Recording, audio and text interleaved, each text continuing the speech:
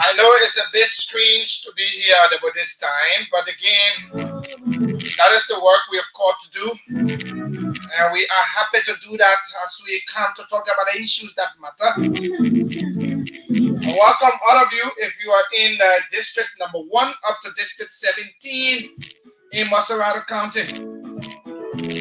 Let me welcome you to Kia Radio 95.9, the new Western section. And of course, my name is Morris Desmond Brown. Of course, I'm here until later on 4 o'clock when we bring you the second State of the Nation's address by His Excellency President Joseph Newman Boakai. But before then, we'll do pre-analysis, pre-SONA analysis of some of the issues that you expect from the President. And then we'll gauge your views and be taking calls. Then we'll connect with our reporters that are very, very succinct. And they are into the hall right now. They are right up Capitol Hill. And they can bring us all of the goodies and all of the things happening right up Capitol Hill. So you have nowhere to go, absolutely. Just keep your dial set to 95.9.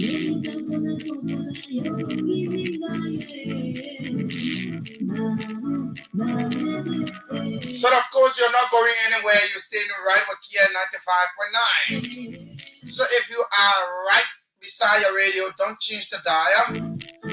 We will continue to do our best to making sure that we bring you the very best your radio has to offer. Let me say good afternoon to Mr. Patrick Nsati of the Liberia Marketing Association. He's the National Secretary General. He is following the broadcast right now along with Mr. Aaron Morris, the Chief IT Specialist of the Liberia Marketing Association. Not forgetting Mr. Matthew Tukpa. Yeah, this man is always having his radio on and keeping us on his dial. But of course, we can only hope for the better. We have few more minutes. We have 29 minutes to the President's SONA. But before the 29 minutes, we make maximum use of what we can make use of. You will tell us what you expect from the President's speech. What do you expect the President to say? What are those things that you think the President will be touching on today? You have to tell us. So my name is Morris Desmond Brown. Calvin Grade is yet to come. But Calvin will join us. Calvin is bereaved. Our hearts go out to the bereaved family. So it's good. It's good to be here. Kia Radio 95.9. We're beaming from the nation's capital, Monrovia, right on the UN Drive, opposite the BTC barrack, adjacent to the Radita Market that houses the Liberia Marketing Association. And of course, Mr. Patrick Nsati, you have my revolutionary salute this afternoon.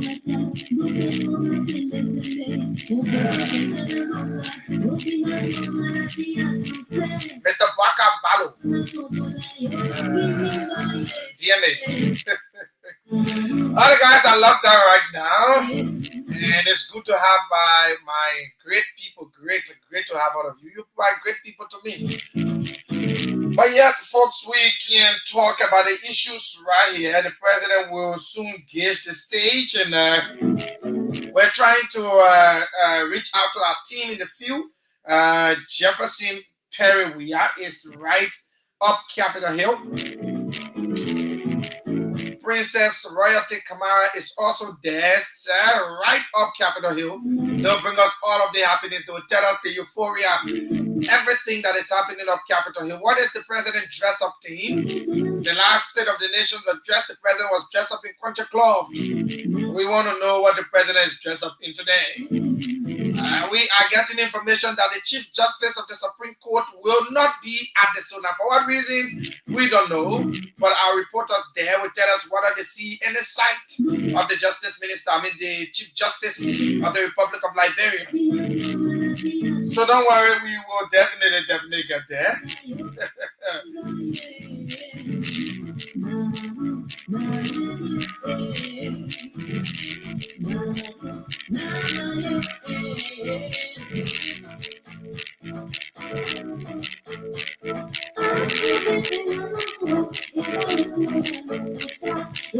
Okay, so Jeff, are you there?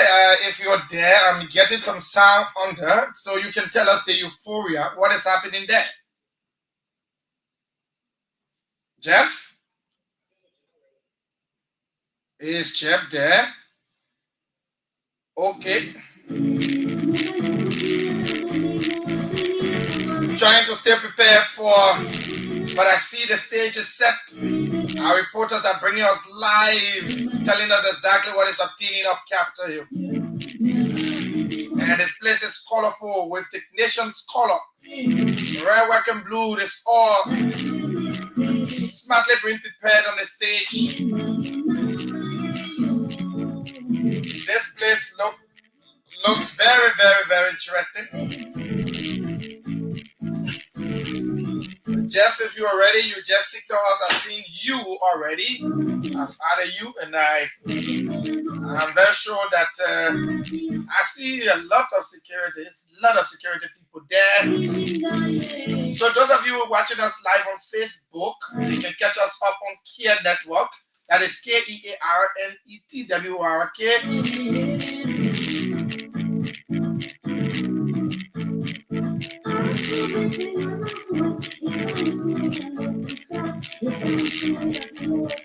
Yeah, so we will be looking up for Jeff if he's ready to give us live what is happening on Capitol Hill now.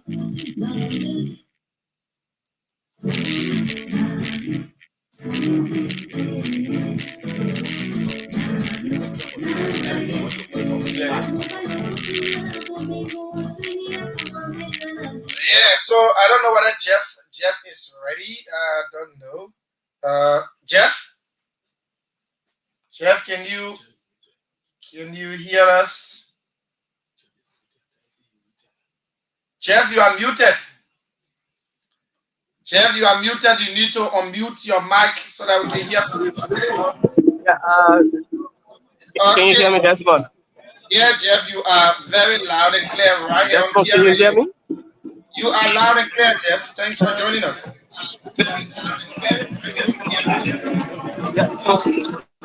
Jeff? Okay, thank you so much. Okay, you want to tell us the euphoria there?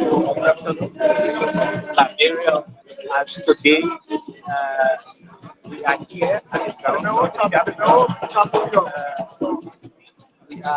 the grounds of the capital where His Excellency President one time will deliver his second seat of the nation president. So the agenda has been enshrined in the Constitution of Liberia, Article 17 of the Liberian Constitution, gave the president right on one month of January every year, the president to address the nation. So, as far as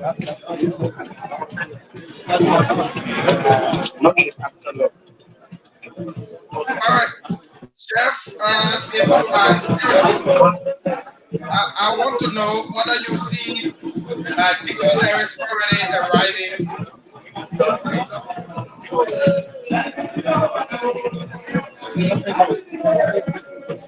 we are barely getting you. The background Yes. is very noisy. 500.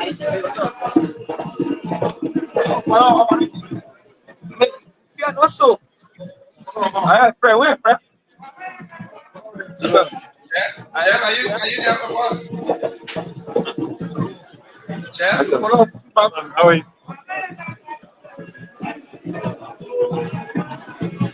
Jeff, are you there with us? Okay, we will switch Jeff in later. If Jeff is ready, he will give us a signal. Um,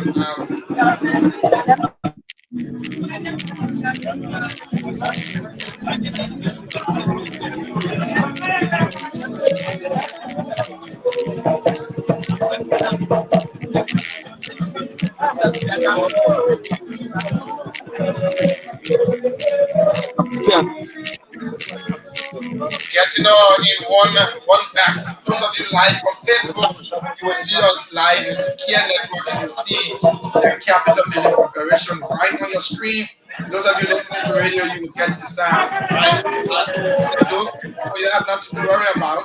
We'll bring you the president's speech right here. Once the president's speech talk, you will get the audio coming through your radio speakers, so you don't have to worry if you are at your business center, you are in the event, if you are in your office and relaxing in your cushion chair. Of course, you are in the right place at the right time.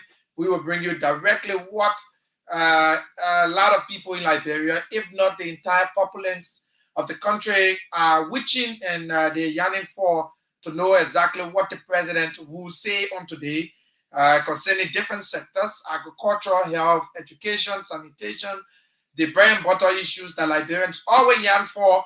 How to look at tin prices, whether tin prices were dropped after the president. So now maybe he has some issues to address as it relates to the prices of basic essential commodities on the Liberian market. So we all are hopeful to hear what the president has to say.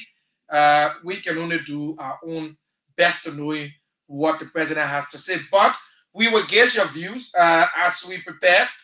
Those of you listening via the radio, you will tell us what you expect. What do you expect from the president's speech? What do you expect for the president to say? Everything right now we're trying. So if Jeff is ready, Jeff will give us signal. We're about to announce.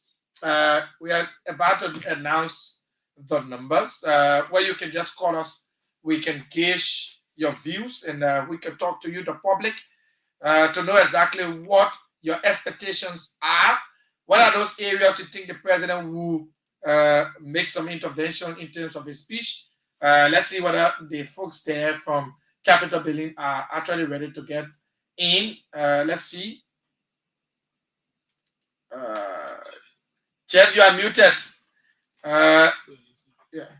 Jeff, you are muted. If you can unmute yourself, then you will be loud and clear here. Jeff, are you there? Please unmute yourself. We were barely getting the audio at first. That's why we had to. Jefferson Perry.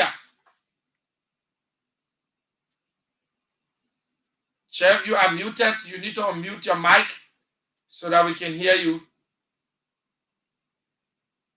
Okay, while we stay with Jeff's preparation, Jeff is there and he's showing some of the preparations being made up Capitol Hill. The place is decorated red, white, and blue, and I see scores of citizens, scores of government officials and dignitaries who have gone to grace the occasion marking the second State of the Nation address of the Unity Party. It is very, very, very important for all of us to know what we expect. I know the public can't wait to talk about the issues here, but we'll activate the numbers and hear from you, the public, while we get prepared. to getting the speech of the president. What do you expect from the president? What do you expect the president to say as we gear towards? We have roughly 17 more minutes for the president to arrive at the Capitol building, to arrive on the grounds of the Capitol, where he will be telling the Liberian people his stewardship for the first year and what you hope to uh, deliver to the Liberian people in the second year. And a lot of Liberians will want to know the bread and butter issues. And mostly when you hear Liberians talk about the bread and butter issues, is necessarily the issues that have to do with the day-to-day activities of our people, things prices, basic commodities on the Liberian market. When you hear them say bread and butter issue, it's not that they're going to buy bread or they're going to buy butter, but it's because they want to know the essential things, the things they use every day, the prices of those basic commodities, whether there are plans to have them reduced. Those are things like when watch out for. Even though, yes, the health sector is very important, the educational sector is important, but Liberian hope for a country where they can grab daily meal, at an affordable price. They can get their basic essential commodities at a very affordable price, and they can go to bed without stress. Transportation and rest of those issues are the ones they really do look up for. So we'll be looking whether the president will make mention of that. But let's gauge your view as citizens of the country. If you're listening to us and you want to tell us what you anticipate the president to say, what do you think that the president will say at the SONA any moment from now? So 077 0770 uh, 0770 573 477 0770 573 477 or 0881 871 670 are the numbers you can call so that we can hear you. What do you anticipate? What do you look out for in the president's speech? What are your areas of priority? Let's hear you on this as we prepare to connecting our reporters there up Capitol Hill. Our senior reporters are there: Jefferson Perewia and Princess Royalty, uh, Princess Royalty Kamara. So again, yes, it's important, but let's gauge the views of the public on what you anticipate, what you think you will expect from the president's speech. 0770 573 477 0770 573 477 0881 871 670 are the numbers you can dial right now, and you will be true to the lines. Let's talk about it right here on the program Inside Liberia, the special edition of the program Inside Liberia on the President of the Liberian Senate, Desmond, are you there, and Desmond? members of the 55th Legislature Yes. of the Republic of Liberia. Honorable ladies and gentlemen, I have the honor at this time to announce to you the second joint session of the 55th Legislature for the purpose of the President of the Republic of Liberia to deliver his annual message. And now, therefore, this session is hereby called to order, and it is hereby so ordered.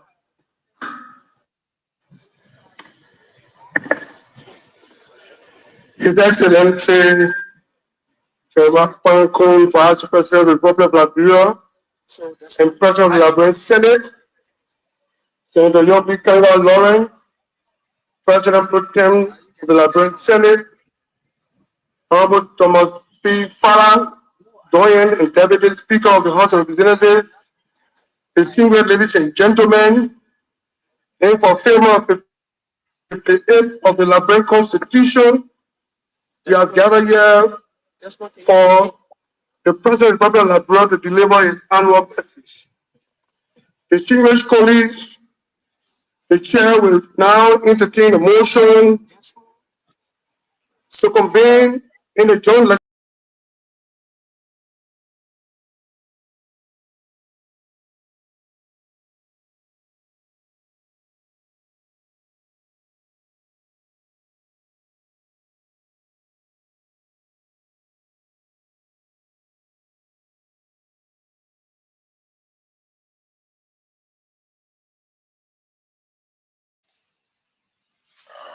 we will get back to Jeff, but George, you need to come in quickly. George, you need to come in quickly.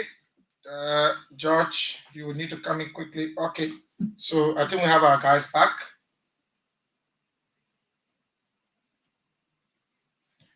Jeff, you are loud and clear.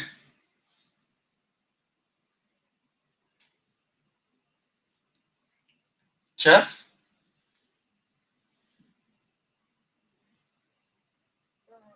For the State of the Nation address, if I can obtain a second.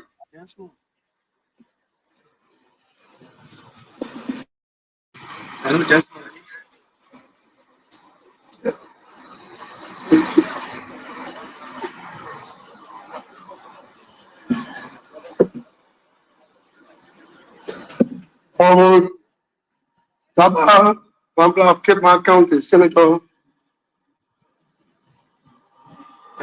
I, Taba Mapale Fapula, Senator Grand Cape Mark County, do hereby second the motion. Distinguished ladies and gentlemen, without restating the motion, are you all ready to vote? Yes, ma'am. All those in favor of making known by saying yea, those against nay, all those abstaining, raise your right hand.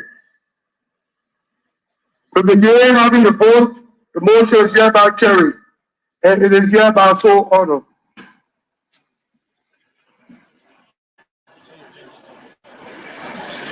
Distinguished ladies and gentlemen, with the motion to convene in the joint section that have been put and carried, we now ask the Deputy Chief Clerk of the Honorable House of Representatives to give us an information as to the quorum that will allow her to do the lamentable business. Honorable Rachel Namekun, Speaker, House of Representatives and Presiding Officer of this joint sitting. His Excellency Jeremiah Pankun, Vice President of the Republic of Liberia and President of the Liberian Senate, Senator Nyombli Kanga Lawrence, President pro tempore of the Liberian Senate, Honorable Thomas C. Farah, Deputy Speaker, House of Representatives, distinguished members of the 55th Legislature of the Republic of Liberia, I'm honored at this time to announce to you that records from the desk of the Secretary of Senate and mine indicate that there is a quorum for the transaction of business for today, which is for the purpose of receiving the President of the Republic of Liberia, His Excellency Joseph Nyama Boakai Sr., to deliver of the State of the Nation address to the Liberian people. Thank you, Honorable Speaker. Thank you, Honorable Deputy Chief Clerk. Honorable colleagues, for the report from the Deputy Chief Clerk, and this August body has the requisite quorum to do transaction for today. We are convened in this joint section for the President of Liberia, His Excellency Joseph Newman Boakai Sr., to deliver his State of the Nation address.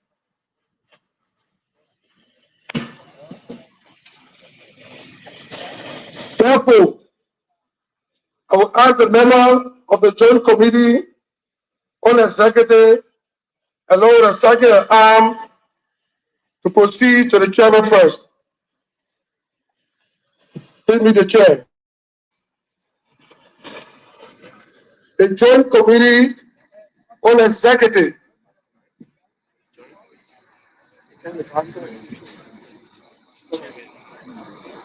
Please meet the chair.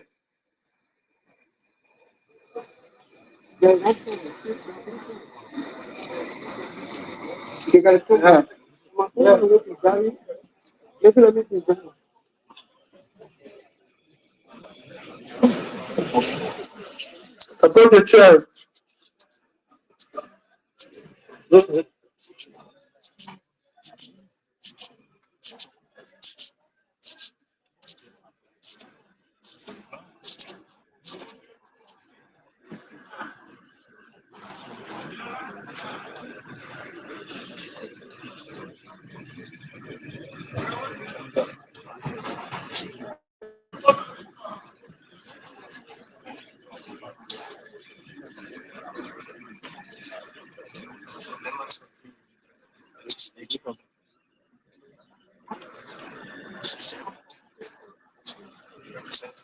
Same picture. Application number 3.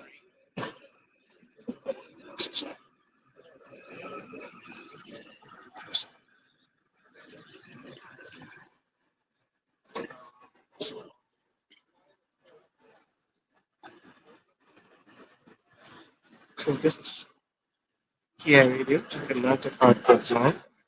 My name is Jefferson here.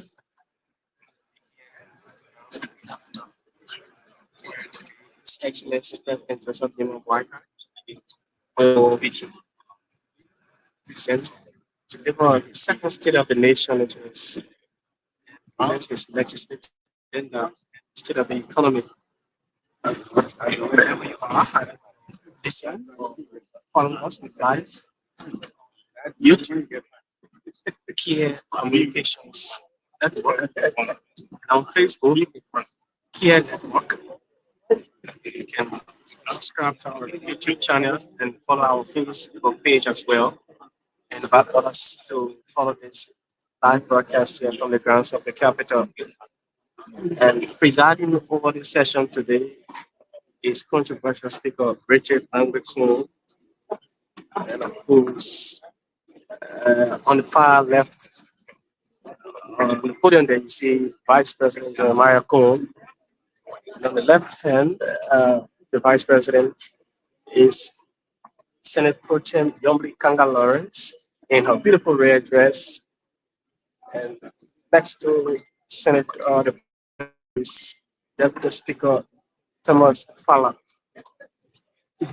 So wherever you are, this is the protocol here. This is what is happening here today, this 27th day in the month of January, as it is enshrined in the Constitution of the Republic of Liberia, 1986 Constitution, that on the fourth working Monday in January each year, the President shall deliver the State of the Nation address to the Liberian people and set the agenda for the next year. So you'll be presenting its plans to the Liberian people. So welcome, folks. We see the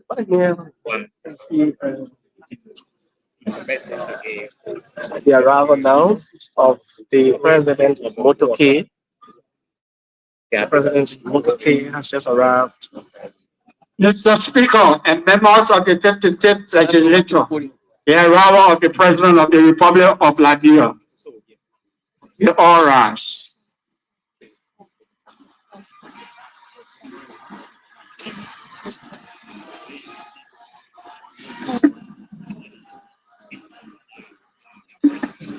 So the president is arrival has just been announced.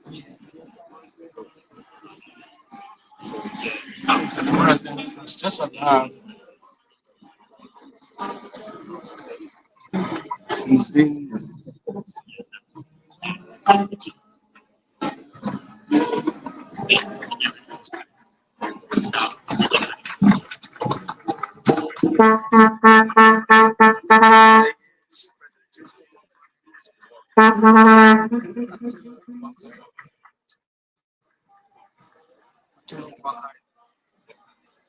so say, keep following us.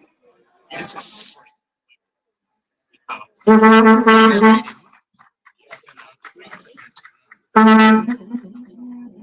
so Jefferson So, First Lady, President Joseph then President Chips, Protests, and Deputy Speaker. It's a wonderful event here. Security details are in tight. And so the president is now escorted to the podium where he will deliver his message. So the national anthem of Liberia. Ah,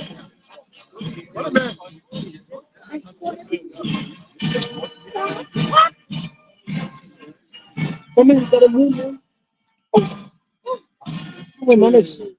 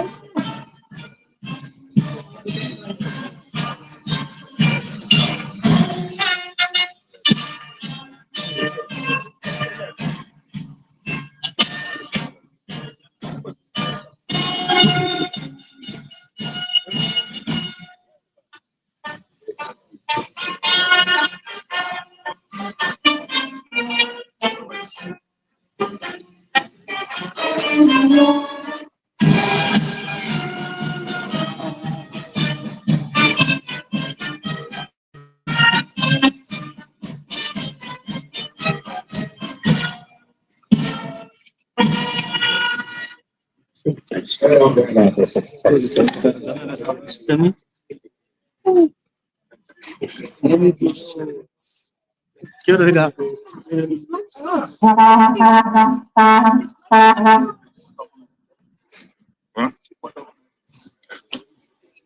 All right, please.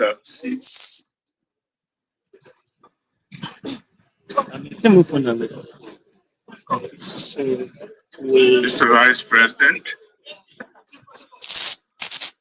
Mr. Speaker, members of the House of Representatives, Madam President, members of the Senate, Associate Justices, members of the Judiciary, Madam Katumwa Bawaka, First Lady of the Liberia,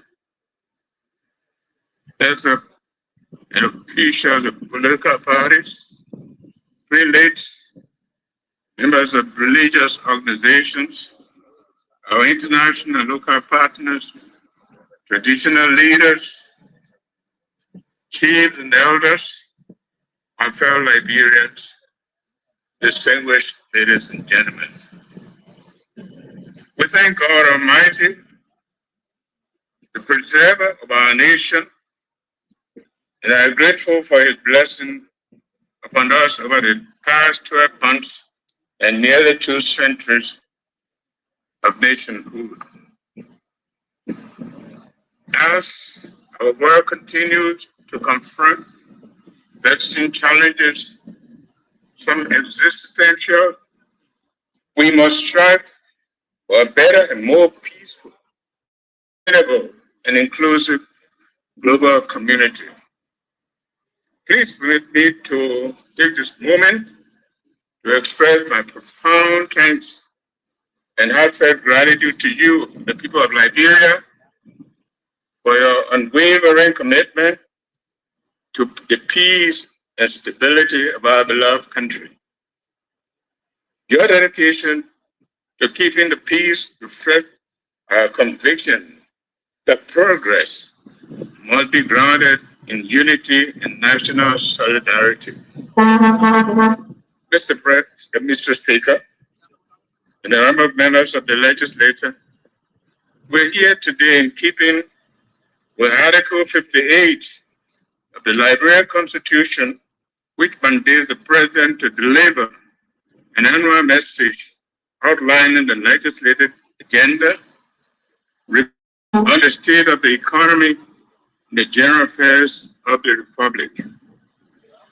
A year ago, we addressed citizens of this Republic through you, following an epoch-defining transition that captivated the democratic world. At that time, we stood within the reserve walls of the Capitol building, an enduring symbol of our democracy bestowed upon us by our forebears. Now, a year after the historic transition, we face a moment of truth that our democracy can be threatened by those who oppose the steady progress.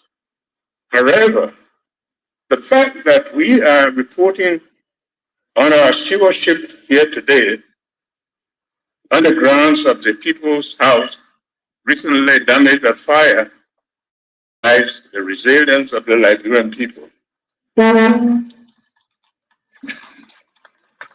I assure you that the security of the state and the sanctity of our republic, though may be assailed, may be threatened, however, it can never be broken. It will be preserved. No one's personal ambition can ever outweigh the importance of our peace and security.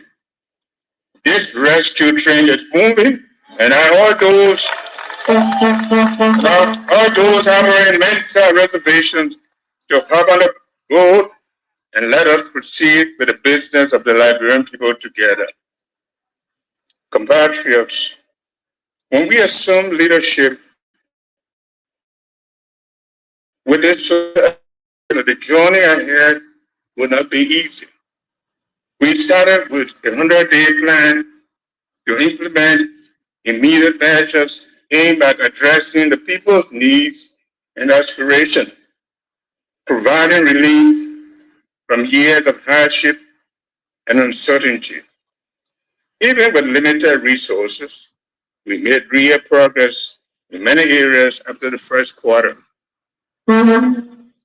We improved public sector accountability and worked on the road infrastructure while addressing issues in agriculture, health, education, technology, drug abuse, alongside key legislation. We recognize the immense challenges that lie before us, and though many problems persist, our country stands in a better place today than when we first began. I have dedicated countless hours to the welfare of the Liberian people, and with your unwavering support, we remain optimistic about the future of our promised nation. It is our faith in that promise that drives our vision for progress. Mr. Vice President, Speaker, Madam Pro Tem, and esteemed members of the 55th Legislature, as we come to fulfill our constitutional duty, I commend each of you for your hard work, particularly in passing 11 legislations, one joint resolution. The passage of the Act authorizing government to spend $41.3 million in February 2024, pending the approval of the budget, demonstrates your commitment to addressing urgent needs and funding development across all sectors. However, we must act swiftly on the outstanding proposals before us: the Presidential Transition Bill, the National Tourism Bill, and the Local Government Bill, among others. We also urge prompt attention to Bank Financial Institutions and Bank Financial Holding Companies Act of 2024 and the new zoning law that will impact national budget, 6 financing agreements to support economic growth, and 2 bills aimed at improving education and tax system. To empower a young and equip them with the skills necessary to meet national needs, we propose the Liberia Youth Services Program, the STEP, and the Technical and Vocational Education Training TVET Commission Act of 2024. Looking ahead, I will be submitting new legislative proposals, including the Amended Payment System Act, the Liberia Insurance Regulatory Commission Act, and the revised Code of Conduct for Public Officials. Additionally, we will propose reforms in the state-owned enterprises through the establishment of State-Owned Enterprise Authority of Liberia, SEAL. These proposals are designed to improve governance, foster growth, promote transparency, and empower our citizens, paving the way for a better future for all.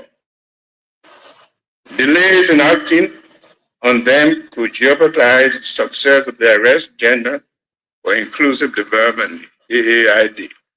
In the year under review, we also issued 14 executive orders addressing the urgent needs of the government, including those establishing the Office of the War and Economic Crime Court and National Railway Authority. Mr. Vice President, Mr. Speaker, Madam President Pro Tem, and members of the Fifth Legislature, Article 3 of our Constitution describes our government as a republic with three separate and coordinated branches.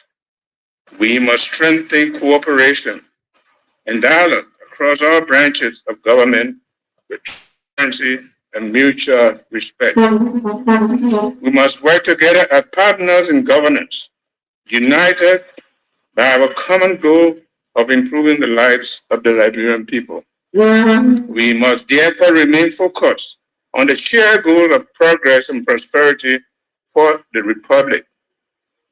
Mr. Vice President, Mr. Speaker, Madam President Pro Tem, esteemed members of the legislature, allow me to give you some perspective to further understand we are we're facing unprecedented hardship, including rising unemployment, inflation, and growing inequality.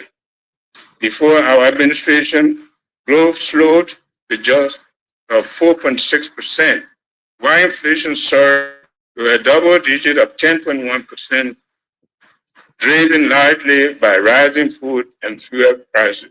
The current account debt at the time had worsened to 26.4% of the GDP.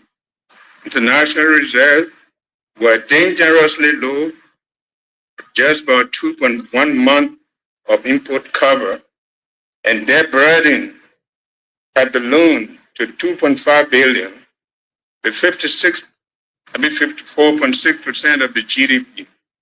Civil servants were facing extreme hardship due to pay harmonization and delayed salary payments, leaving them vulnerable to pay their lenders and informal financial schemes like SUSU clubs. We simply did not just recognize these challenges and their citizens.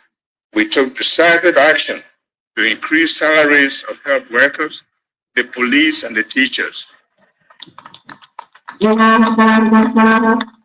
We have taken steps necessary to restore economic stability and have made good progress. In 2024, our economy demonstrated resilience and steady growth with a revised real GDP growth of 5.1%. Key sectors driving the growth include mining, agriculture, fisheries, and services, strategic investment in infrastructure and energy development, supported by international partners such as the World Bank, African Development Bank, the European Union, USAID, further bolstered this expansion. We have managed inflation prudently, reducing it to 7.7% by the end of 2024, down from 10.1% in 2023, thanks to the sound fiscal and monetary policies. We expect inflation to decrease further to 6% in 2025. The country's international reserve have improved to 458.9 million, and the Liberian dollar has appreciated by 4.7% against the US dollar.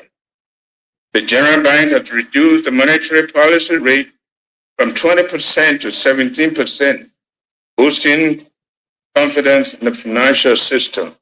As a result, private sector credit had increased by 9.1%. Efforts to strengthen the financial governance are underway, focusing on reducing operational costs and addressing audit recommendations. Our participation in the IMF Extended Credit Facility as ECF program will help rebuild reserves, strengthen fiscal policy, and enhance domestic revenue through improved tax collection and streamlined exemptions. We have also made progress in modernizing financial system, improving access to finance from micro, small, medium enterprises, and increasing financial inclusion, which now covers 52% of the audit population. Implementing the National Electronic Payment System and transition to cashless economy further demonstrate our commitment to inclusive and resilient economy. The insurance sector is also being strengthened with reforms underway to establish an independent insurance commission. The establishment of the special economic zone will further diversify the economy, promote job creation, and foster inclusive development. Honorable legislators, over the past year, my administration has focused on transforming Liberia's investment climate. We are implementing policy changes to attract investment, including simplifying regulations, reducing red tape, and strengthening legal framework, while ensuring social protection and local empowerment. Engage both domestic and international investors, showcasing Liberia as a land of untapped opportunities. While some key agreements are still pending, I am pleased to report that we are actively negotiating with major multinational companies in energy, mining, agriculture, infrastructure, and technology. Once finalized, these negotiations are expected to bring over $3 billion in investment to our economy. Looking ahead, we anticipate a promising medium-term outlook with expected growth rate of 5.8% in 2025. We successfully passed the 2025 national budget in the amount of $880.7 million before the start of the fiscal year. The first time this has happened in the post-conflict period.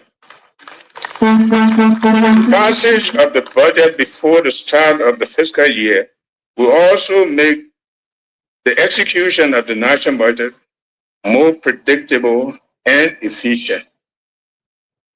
For many years, the government neglected to remit county development and social development funds to the counties, depriving citizens of essential resources for local government and development. However, we have begun reversing this trend by ensuring that these funds allocations for 2024 were fully dispersed to the counties. Also, for the first time in years, the government remitted to the road fund all road fund related revenue deposited in consolidated fund for enabling the implementation of several road rehabilitation and maintenance work during the year.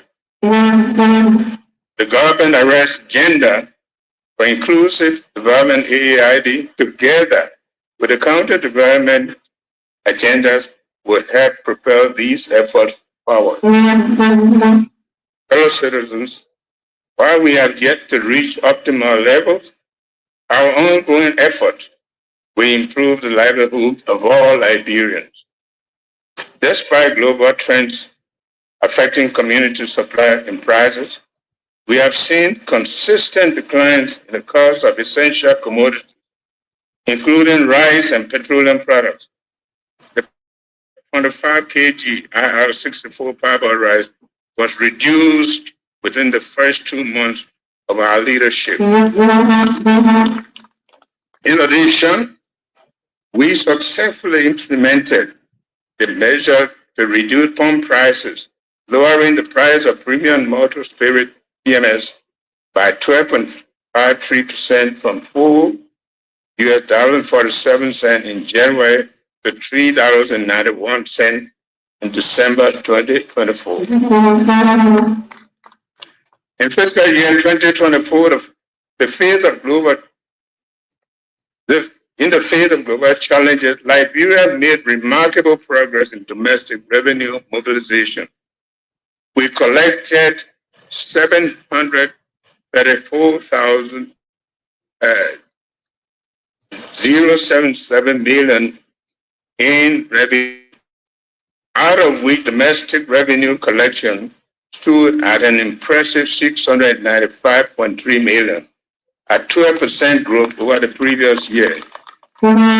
This achievement marks the highest domestic revenue collection in our nation's history. On the expenditure side, we spent a total of 661.4 million to execute the government functions and projects. To strengthen progress, we have implemented needed tax reforms, introducing the value-added tax back in April 2024 to replace the outdated goods and services tax GST.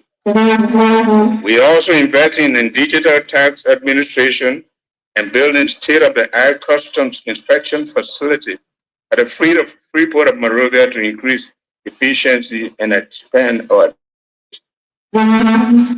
These interventions and reforms align with the regional standard, improve tax compliance, and are expected to create a more stable revenue stream for the future. The Ramos International Airport, a vital gateway to Liberia and a potential driver of economic development, has faced operational challenges.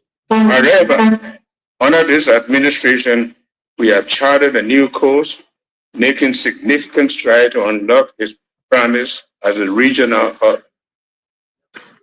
To enhance safety and operations at the airport, we have invested additional fire trucks, backup generators, and navigational aids. Ongoing engagements with developers are focused on expanding the airport and improving its infrastructure management. These initiatives still instill confidence among global airline operators and travelers, reflecting our commitment to positioning Liberia as an attractive destination for global business travel. Recently, we welcomed Ethiopian Airlines, which connects Liberia to over 150 global destinations and reduce air travel costs at key markets, including the USA, Europe, and Dubai. We are also in advanced discussion with carriers like Qatar Airways to establish our air service agreement. My government has worked tirelessly to rebuild trust with international financial institutions and donor community.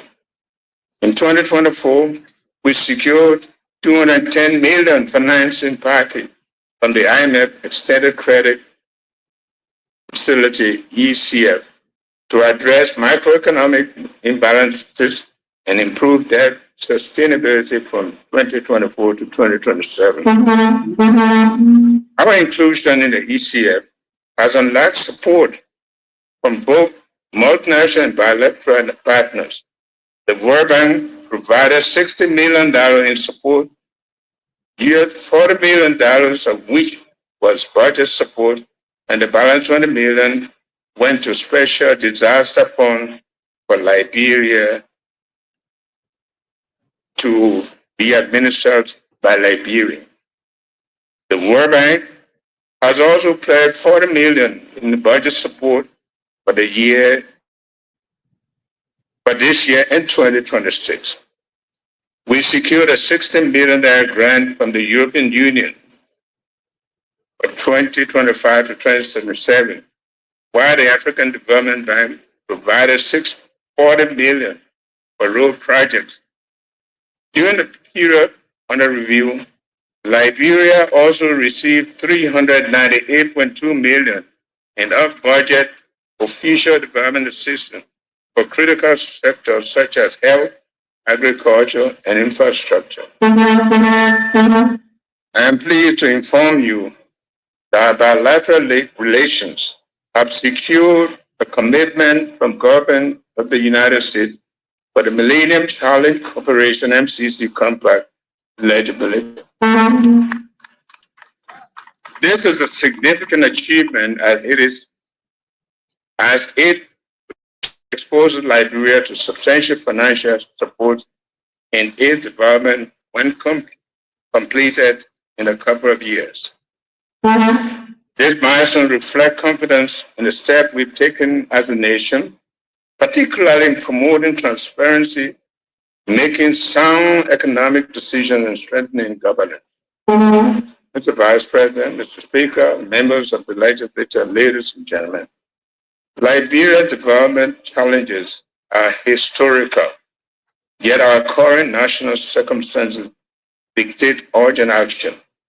Upon coming to office, my government immediately began forming a new national development plan and counter development agenda CDA for the next 5 years. I am pleased to report that the plan and the 15 county agenda meticulously developed and validated by stakeholders across the country. They received strong endorsement from the Cabinet, the National Steering Committee, and our international partners, leading to a successful launch on January 15, 2025. This initiative, known as the Arrest Agenda for Inclusive Development, AID, is built on foundations of the pro-poor agenda for prosperity and the development and the agenda for transformation. The AID is a set to cap Vision 2023, Liberia's ambitious goal of becoming a more capable and developmental state, ultimately achieving lower middle income status. The Arrest Agenda aims to drive economic transformation from diversification focusing on agriculture, road development, and infrastructure. It emphasizes the rule of law, improved governance, and anti-corruption. The agenda also seeks to invest in human capital by transforming the education system, fostering technology and innovation, prioritizing public health and sanitation, promoting tourism and environmental sustainability. The total estimated cost of the transformative development plan is $8.4 billion. Our total 60% of the funding will come from the government and international donors, remain from private sector investment. The success of AID and the county development agendas will also depend on the active participation of our youth. We are dedicated to making available what they need, including the opportunities necessary to unlock their full potential. Mr. Vice President, Speaker, Madam President Pro Tem, esteemed members of the Legislature, Associate Justices of the Supreme Court and fellow Liberians. When we took office a year ago, we were given the mandate by the Liberian people to steer the nation toward progress and development. It is often said Liberia's challenges stem from the state of its own institution. The country's crisis, fundamentally a crisis of governance. We cannot speak about the state of the republic only in terms of material conditions of the people, the so-called bread and butter issues.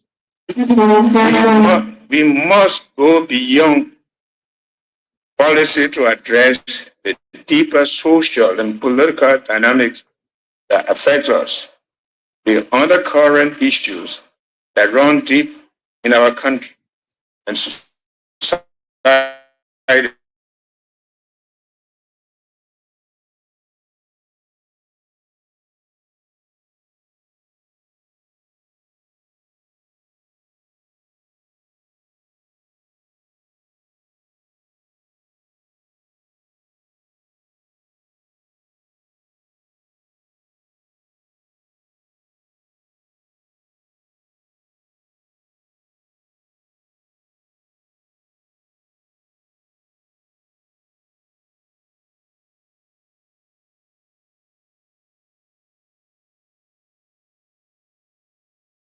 Allowed to divide us and determine how we live as a people. I call on our friends on the other side of the political divide, including the opposition parties, join us in fostering a government of inclusion. Our democracy should not be defined by elections where the winner is perceived to have taken all. Instead, our path should not be on the next election, but the next generation. We must embrace genuine unity and reconciliation.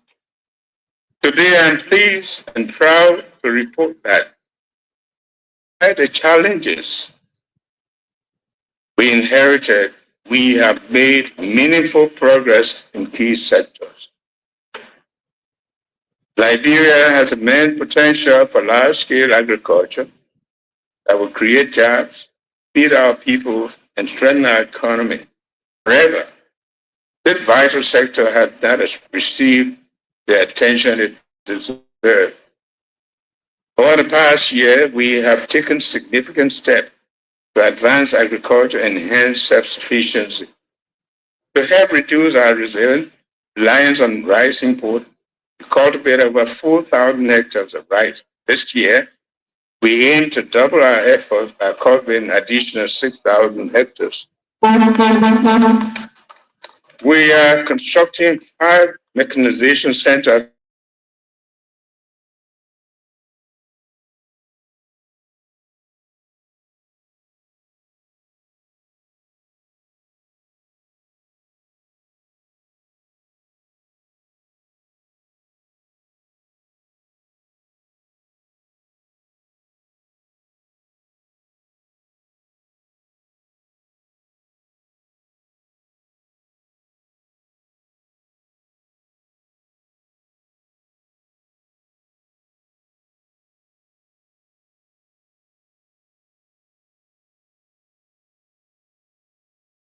farm, vegetable, oil refining to meet immense commercial production.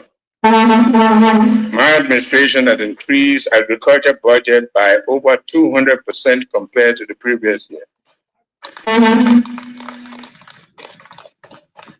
Our National Agriculture Plan highlights the value chain with dedicated funding, enhance agribusiness, and create jobs. To combat food insecurity and support vulnerable populations, we have funded a comprehensive food security and nutrition survey to assess food security in our communities. To foster innovation and growth in the agriculture sector, we successfully hosted the National Agriculture Fair in Kakata, Mali, which now will be reactivated as an annual event with the next one scheduled in Nimba County 2025.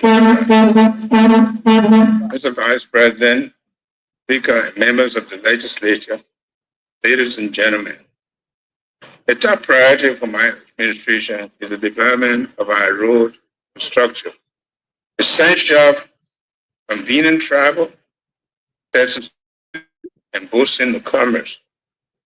The poor state of our roads has long contributed to rural neglect and stunted our development.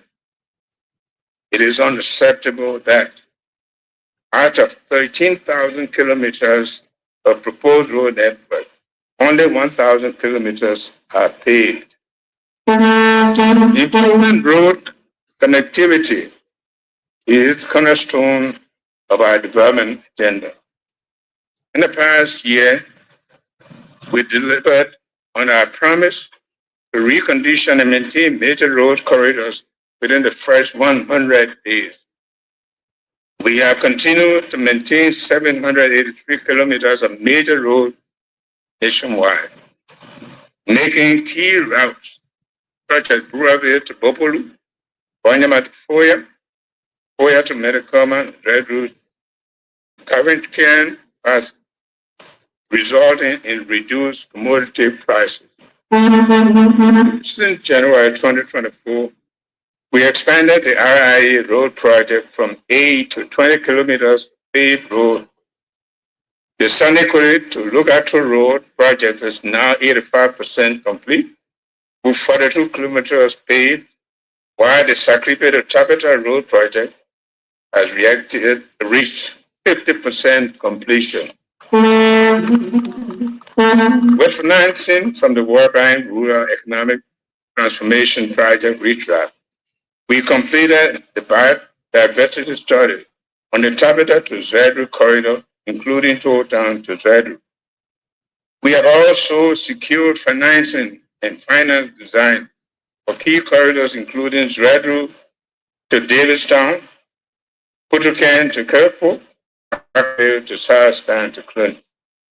In addition, we are happy to announce that paving the Medina to Medina to Rabosport Road will commence in March this year. To enhance safety and vibrancy in Monrovia, we have expanded public spaces by creating alleys, clearing drainage ditches, and installing solar streetlights. In the first quarter of 2025, we anticipate progress in the Tubman Boulevard Overseas Bridge project. Looking ahead, we plan new bridge works and civil construction on major corridors, ensuring further connectivity infrastructure development across the Our natural resources should be the source of inclusive development. We have taken decisive actions to combat illicit mining, address environmental degradation, and rebuild public confidence. Honorable Speaker, distinguished members of the 55th Legislature, I am pleased to report that we have received a mineral resource survey report from the government of the People's Republic of China. The report provides new insights in Liberia's mineral resource potential and represents the most comprehensive scientific investigation conducted in over 5 decades. We extend our gratitude to the People's Republic of China for this important project.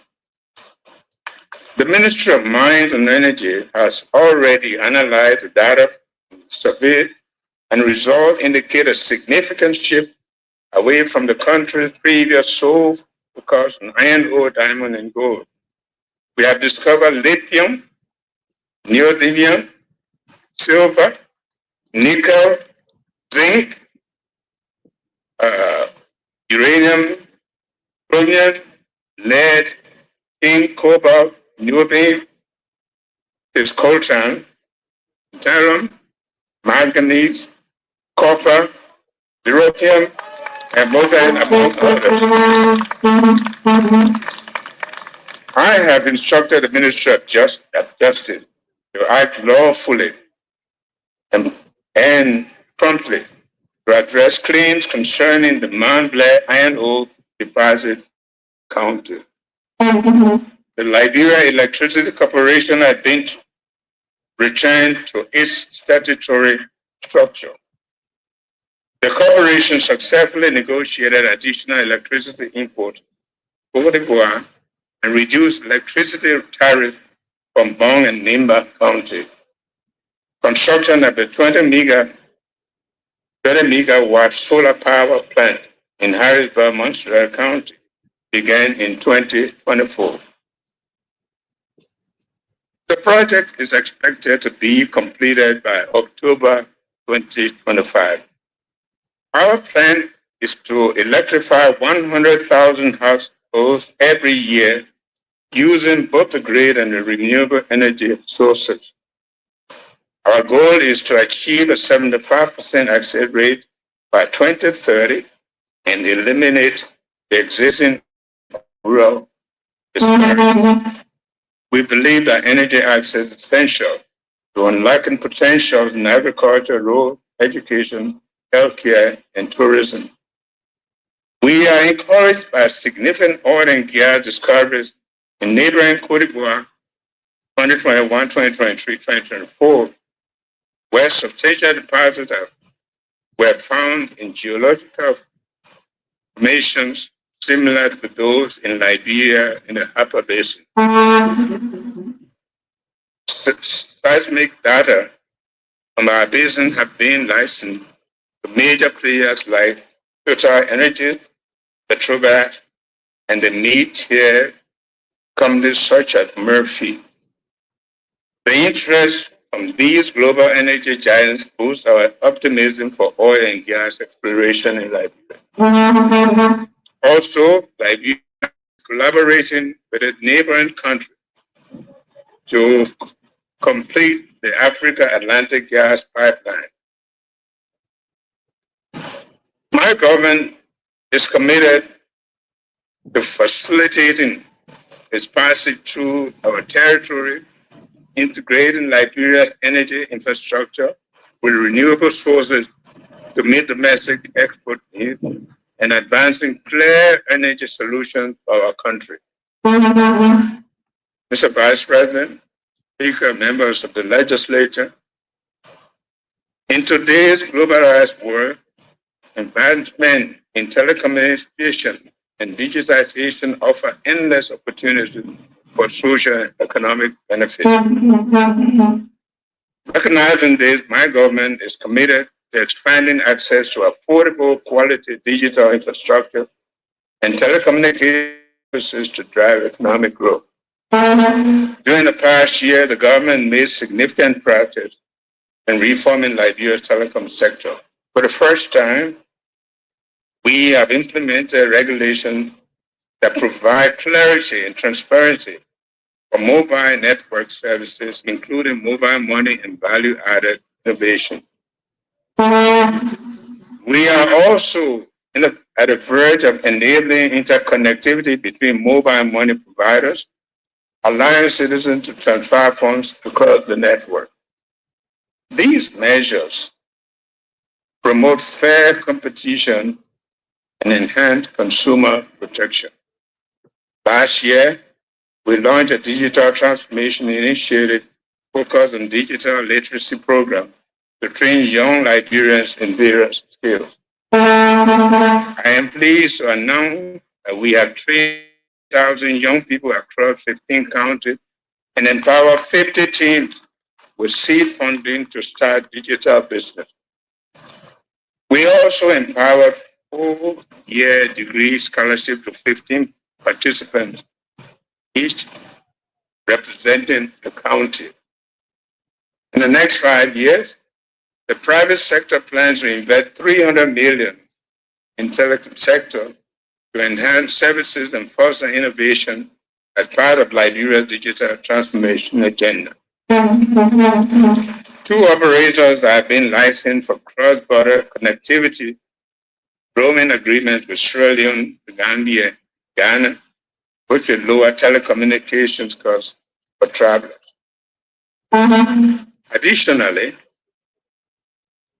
the recently approved Starlight services will provide universal internet access to rural and underserved communities, protecting them from disruptions like previous ACE cable failure that caused significant economic loss. Mr. Vice President, honorable members of the legislature, we cannot reach our ambitious development goals without properly preparing our citizens, especially the youth, through access to quality education. Liberia's once celebrated for its educational system has since standards declined, depriving men of a fundamental right. Education is not a privilege. In 2024, we inherited an educational sector faced with significant challenges. 2 million in scholarships, poorly qualified teachers, and inadequate infrastructure. Many public schools are deteriorated, with several projects delayed or abandoned. To address these issues, we committed $1 million to clear scholarship arrears, including West Africa's senior examination SEC, with over $500,000 already paid. We assessed 14 counties, validated teaching workforce, that transitioning qualified volunteer teachers into our system. We launched $75 million fundamental learning project with USAID, focusing on reading the math for third graders and reading and math, and equipped 156 public schools with digital learning platforms and solar power. New policies such as the National School Quality Standards and the Center for Excellence will ensure high educational standards. At the primary level, we are launching the One Child, One Chair initiative to address the shortage of chairs for school children nationwide. At the tertiary level, we have assessed the need for renovating the University of Liberia facility and initiated transformational leadership efforts to build the university endowment, enhancing its national and global effectiveness as a center for academic in the coming year. We have taken deliberate steps to combat hunger and food insecurity in schools by allocating $1 million United States dollars to the school feeding program for primary schools.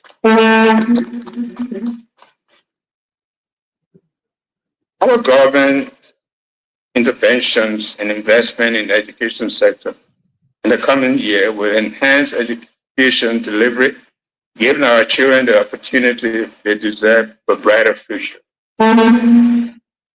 Mr. Vice President, honorable members of the legislature, health and sanitation are central to my administration's priority, becoming a key part of the arrest agenda.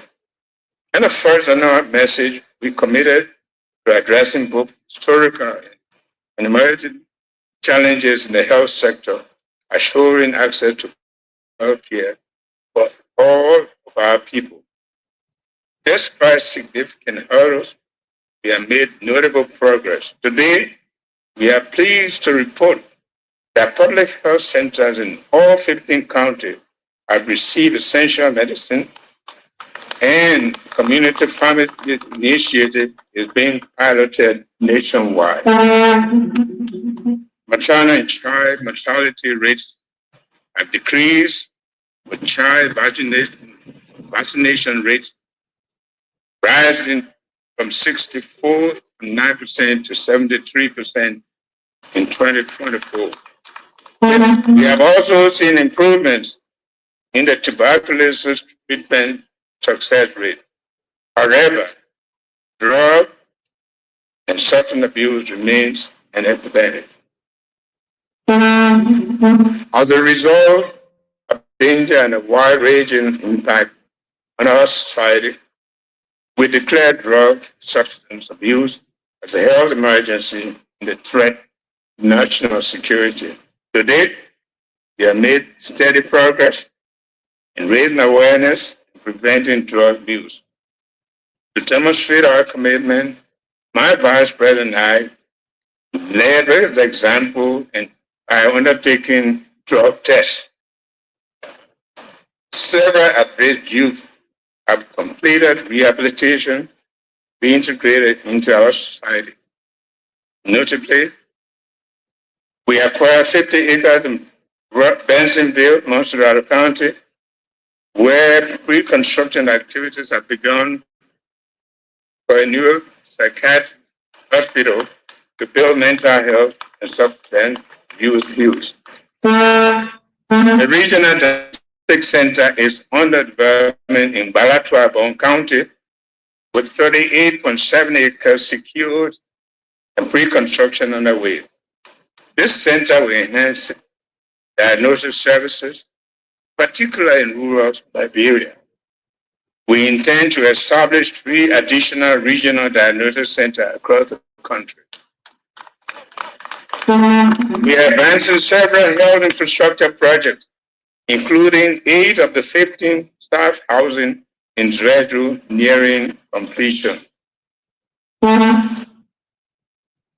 There are 23 ongoing infrastructure projects, such as construction and renovation of hospital health centers in Zredru, Barclayville, and other parts of the country. In addition, 6 oxygen plants have been commissioned in Monsterado, Lofa, Nimba, Grand Kira, and Grand Cru.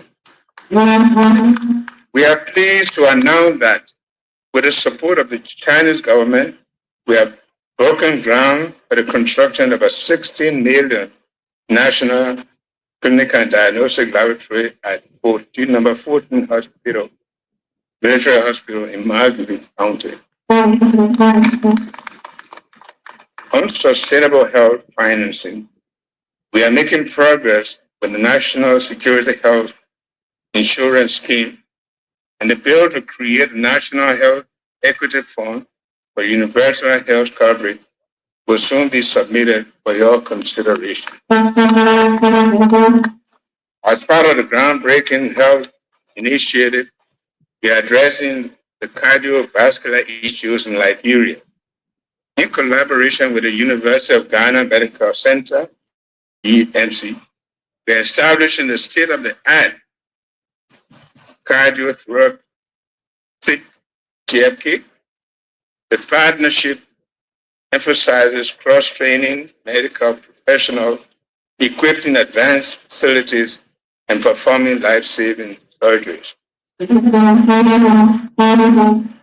A notable success in the open heart surgery performed on 64-year Mr. Fokpa cover at the UGMC, with all expenses covered by my administration. By the grace of God, Mr. Cover is here today to share the moment of triumph. Mr. Cover, please stand to be acknowledged. I don't know where Fokpa.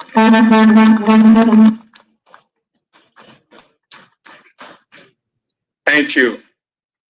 By mid-2025, is to perform some of these critical surgeries locally at GFK, significantly improving access to cardiac care for all Liberians.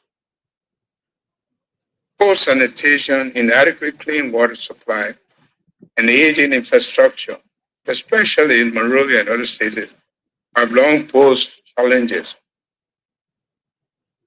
42% of our population still lacks basic toilet facilities.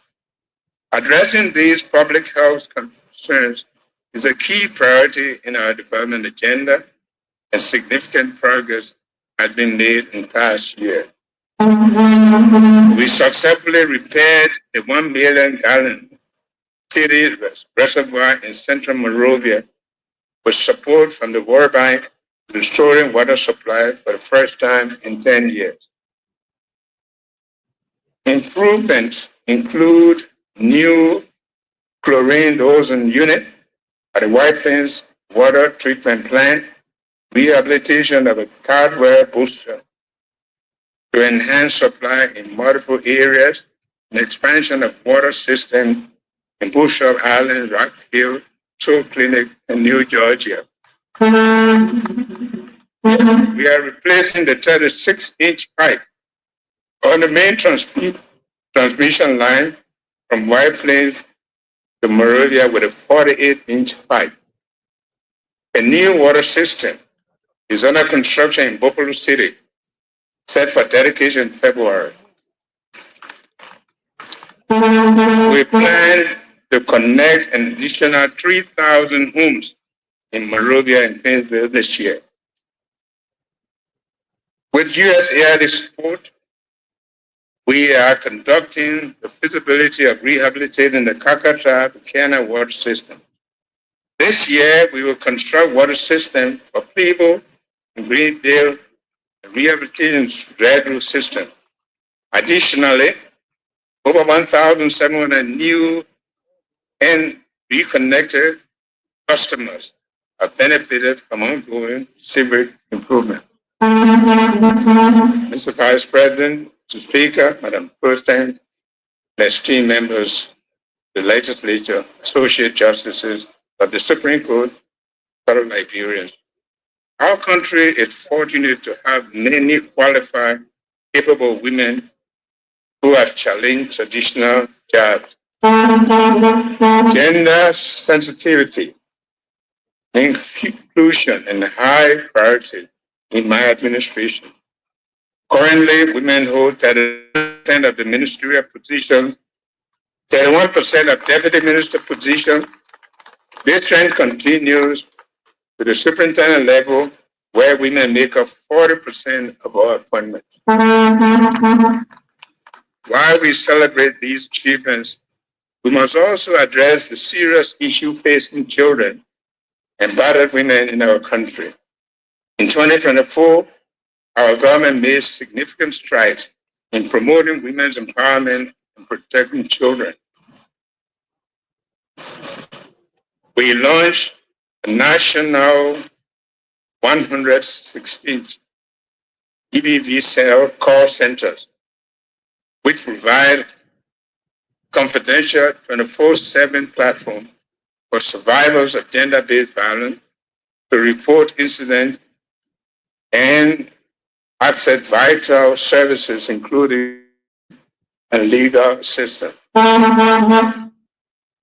We also allocated 1.8 million in Plan International for Liberian Women Empowerment Project, which, with assistance from the World Bank, aims to enhance women economic empowerment through small businesses support and address harmful social norms over 700 communities. This project benefits 36,000 women across the country.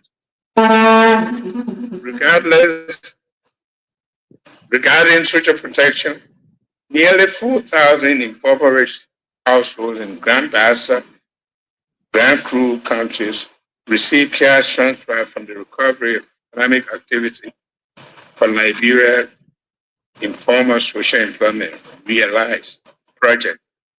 The government disbursed total of 812,770 million Liberian dollars, $770.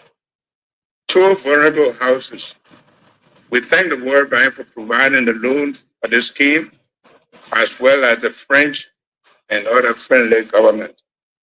For children's welfare, we launched the Support a Child, Save the Future project, discovering that over 366 children were living on the streets. With the help of the various partners, we identified more than 5,000 children in Montserrat County for assistance, connecting over 4,000 to financial support for schooling.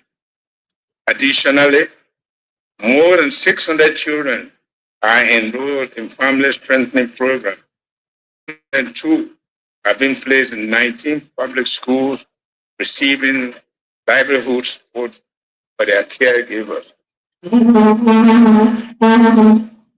Honorable members of the legislature, a year ago, as we began our stewardship, we declared that business as usual approach to governance will be a thing of the past.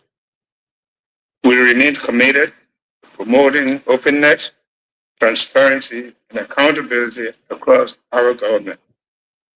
In line with this commitment, we have supported the independence of integrity institutions.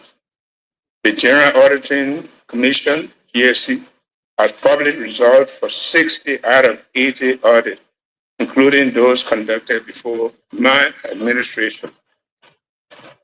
Key institutions audited include the Executive Protection Unit, the Central Bank, the Government Consolidated Fund, and the Liberia Telecommunication Authority. Some audits conducted before my tenure revealed serious system weaknesses and millions unaccounted public funds.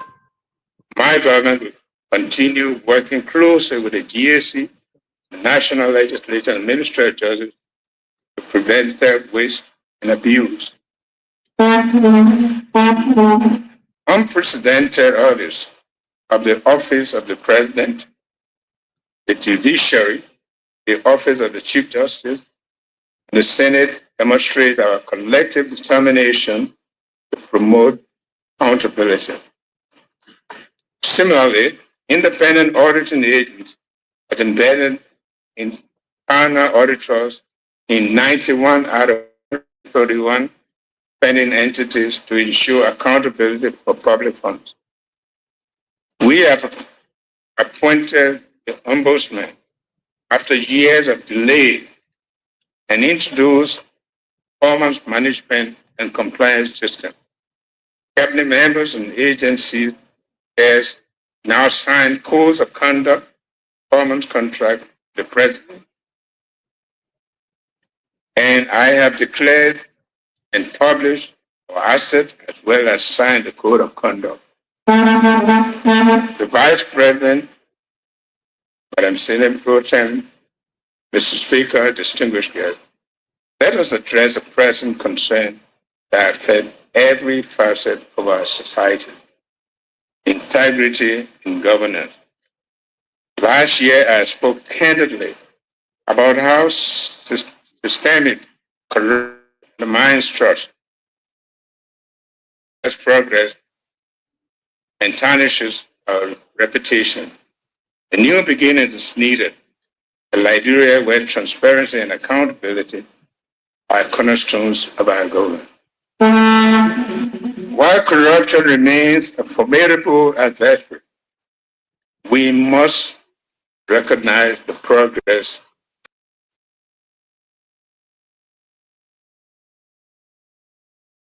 the current system, establish accountability measures, and foster ethical practices. Citizens are increasingly aware and willing to speak out against corruption while leaders are committed to integrity.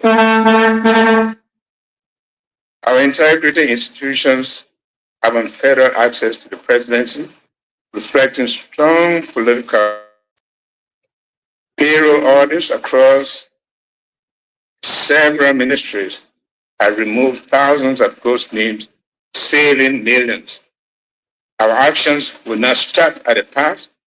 We will institute audits of all expenditures for the past year and address any violation of public trust. Liberians yearn for decisive action against this national menace, and I vow to deliver. We call on national legislature and the judiciary to join us as allies in this patriotic journey. Acting on audit reports and fast-tracking corruption cases will restore public confidence in government. Mr. Vice President, Mr. Speaker, Madam Pro-Tem, legislators and social justices, Supreme Court, and fellow Liberians. In 2024, public service underwent significant reforms, focused on increasing accountability and efficiency. The Employees Status Regulation Project improved payroll integrity and saved over $8 million. We also introduced national policy guidelines for recruiting independent consultants, reducing their numbers from nearly 1,000 to 94 and cutting costs from 6.1 million to 1.4 million, saving an additional 4.7 million. These initiatives further transparency and enhance public service efficiency. We conducted a workforce analysis to reveal the skills gap on the aging workforce, a 31% underrepresentation of women, guiding targets initiated for a more diverse and capable workforce.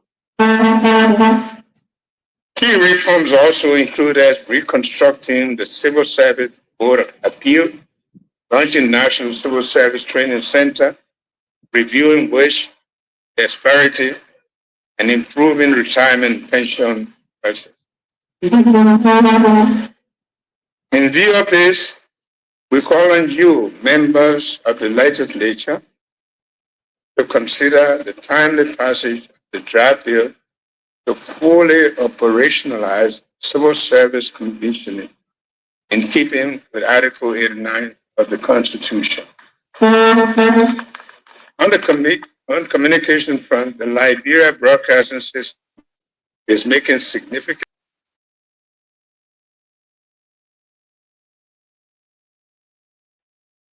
which is ahead of schedule. This 5.5 million project funded by the People's Republic of China through the China Aid includes complete refurbishing of the existing infrastructure and introduction of modern advanced equipment. Once completed, LBS radio and television network will experience substantial improvement in the ability to inform, educate, and entertain the public. My government is dedicated to promoting freedom of the press, fostering an environment where the media can thrive. To support this commitment, operational license were issued to 45 new print and electronic media institutions during the period under review. In an age where information is more accessible than ever, social media shift our agenda. The importance of a responsible press cannot be overstated. As citizens, we must encourage ethical journalism, prioritizes truth and accuracy over sensitization.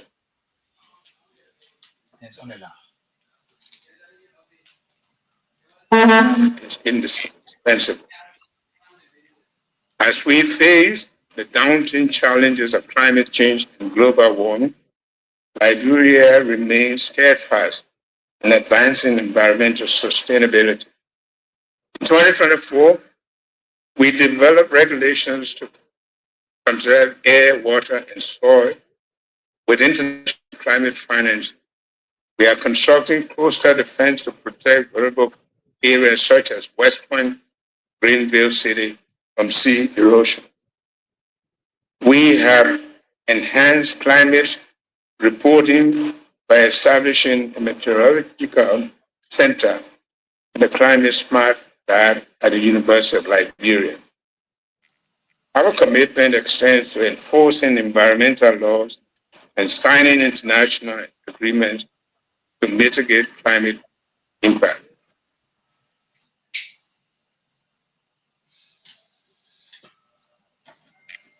Kia Communications Network, we are here bringing you programs that's the Person State of Nations address from the Capitol building. Reduction in emission by 2030. We are expanding our NDCs to encompass freshwater, ecosystem, land rights, and youth involvement, reinforcing Liberia's leadership in global climate fight.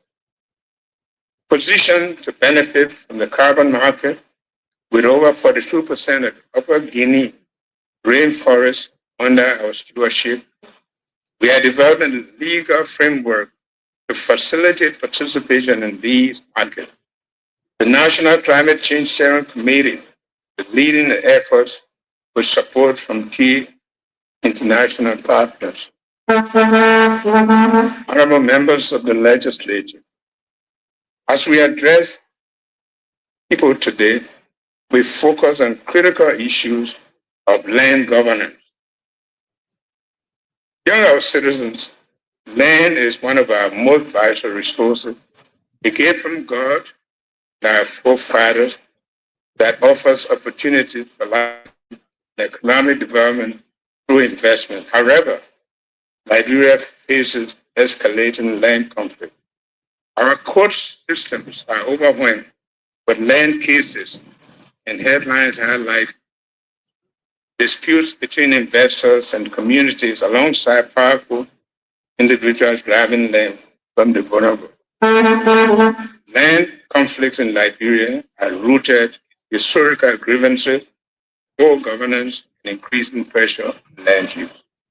I assure you that we are taking bold steps toward change, ensuring our people receive historical justice and, more importantly, providing them with opportunity to make productive use of their resources. In 2024, we issued the 24 land-owning community, securing almost 1 million acres land and benefiting more than 200,000 Liberians. We also imposed moratorium on public land sales to curb speculative grabs, which will be lifted only after guidelines are established.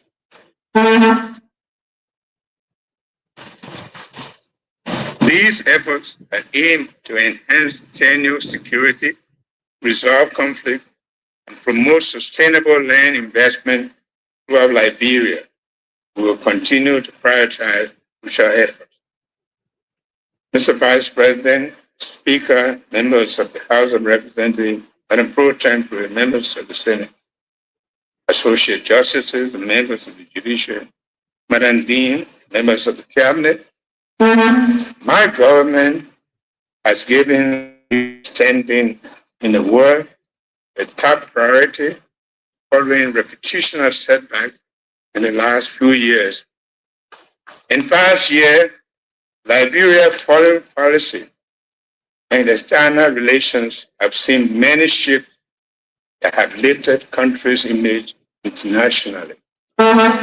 These steps have begun to restore the country's reputation, repositioning us as a respected actor, both regional and global. During the year, we stepped up effort to establish new bilateral relations while engaging with others to deepen existing relations.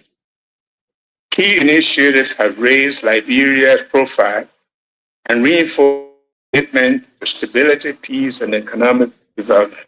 I am pleased to announce that we established diplomatic relations with 6 new countries: Barbados, Bahrain, Uzbekistan, Croatia, El Salvador, and Bolivia.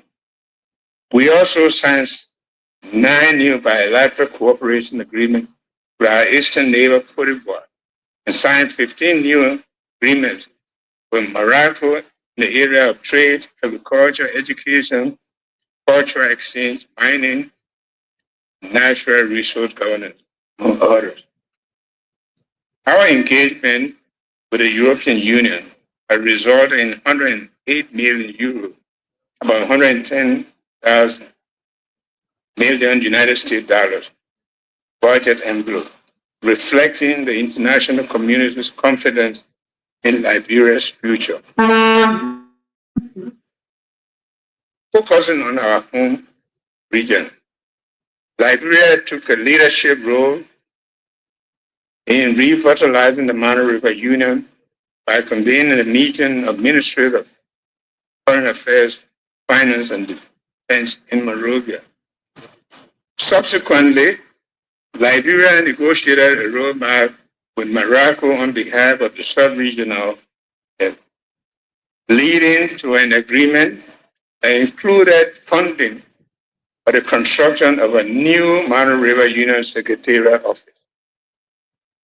Within ECOWAS, Liberia has supported efforts to preserve the unity of the community by behind scenes engaging with the Alliance of the Sahel States, Burkina Faso, Mali, and Niger. These efforts continue. Since 1961, when Liberia served a hard term on the UN Security Council, in 1970, when Liberia's Angie Brooks Randall served a 1-year term as President of the UN General Assembly, Liberia has not held any comparable global governance leadership role. We have to change this. We launched at the General Assembly in September 2024 of Liberia's bid for a non-permanent seat on the UN Security Council 2026-2027. I am proud to report that Liberia has secured key endorsement for its candidacy, receiving support from both the African Union and ECOWAS. Liberia stood with the Ukraine in protecting its sovereignty and has supported ceasefire in Gaza, as well as return of the UN Agency for Palestine to serve humanitarian needs of the people in Gaza. Additionally, we believe our global standing has been enhanced through the reform of our passport system. In a bid to ensure integrity and international acceptance of our passport, we have cancelled and recalled all privileged passports issued for the past 6 years, a measure that is now being adopted by neighboring countries. This measure ensures that Liberia's passport system is secured, reliable, trusted worldwide. Furthermore, we have improved the efficiency of our passport services for timely and accessible processing. These actions, along the new interim security and screening protocols, have improved the application and the processing system. This has resulted in a 60% decrease in passport processing time, safeguarding the integrity of the passport as a reliable global identity for our citizens. In view of this, I call on all our Liberians to join us in making 2025 a year to regain Liberia's global prominence.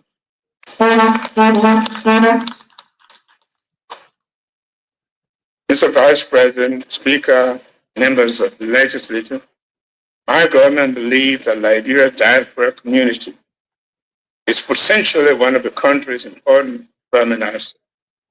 The diaspora is an extension of our citizenry, having learned in large numbers in the aftermath of the bloody 1980 military coup d'etat, the devastating civil war that ensued.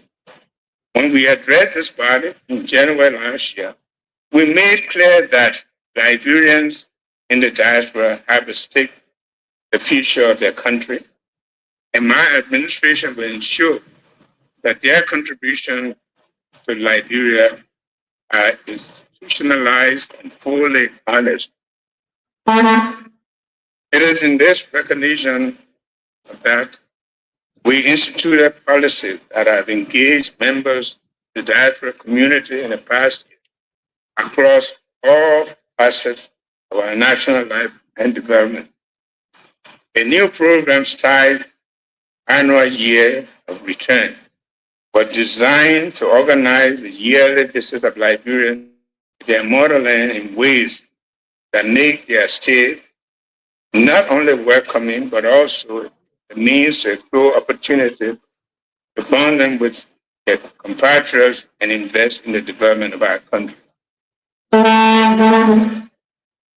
As my government proposed last year, the highlight of this engagement will be the holding of the first Liberia Diaspora Conference, National Development in April 2025 in Washington, D.C. This conference will provide a platform to discuss, re-engage, and participate in their country's development.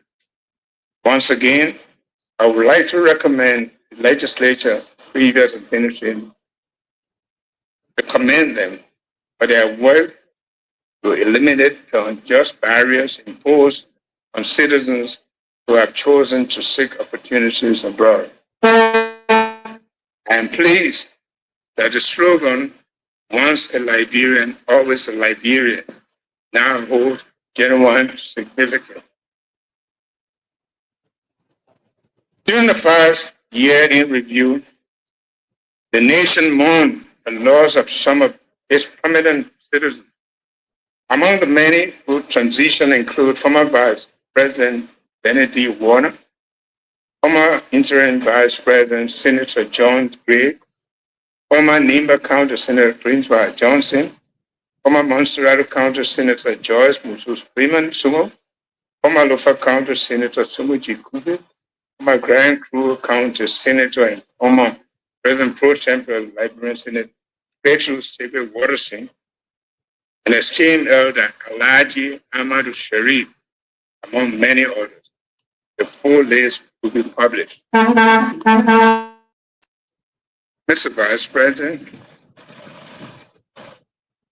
Mr. Speaker, and members of the House of Representatives, Madam Pro Tem, members of the Senate, Spiritual Justices, members of the Judiciary. Before I conclude this address, let me invoke another moment of truth in the supreme interest of our country. Beyond my assessment of the challenges we face, certain intangibles impel my actions as follows. One, I will propose an action to plan to address the state of our nation's unity. Two, I will propose a review of our constitution shortcomings in the organic law. Number three, we will propose comprehensive electoral reforms to strengthen our electoral process and democratic credentials. Four, I will institute plans for the proper burial of the former President William R. Turnbull and Samuel K. Doe. Five, we will propose a plan to recognize ECOWAS for their vital contribution to maintaining peace and stability during our crucial times in Liberia's history. Six, we will convene the National Conference on Post-War Infrastructure to discuss the rebuilding and the development of our post-war infrastructure. We started a journey together with the faith that we can face and address our difficult course correct, and set a path for transformed future. Let us with compassion continue to stand united as we move forward hand in hand towards the prosperous, inclusive future of our nation. After 1 year of office, we can confidently say that the state of our nation is better than when we began. Our progress in 12 productive months is just the beginning, and prospects are encouraging. As we begin to implement and achieve the arrest agenda for inclusive development goals this year, in the coming years, we move decidedly and resolutely forward, thinking Liberia, loving Liberia, and building Liberia together. May God bless us all and serve our republic.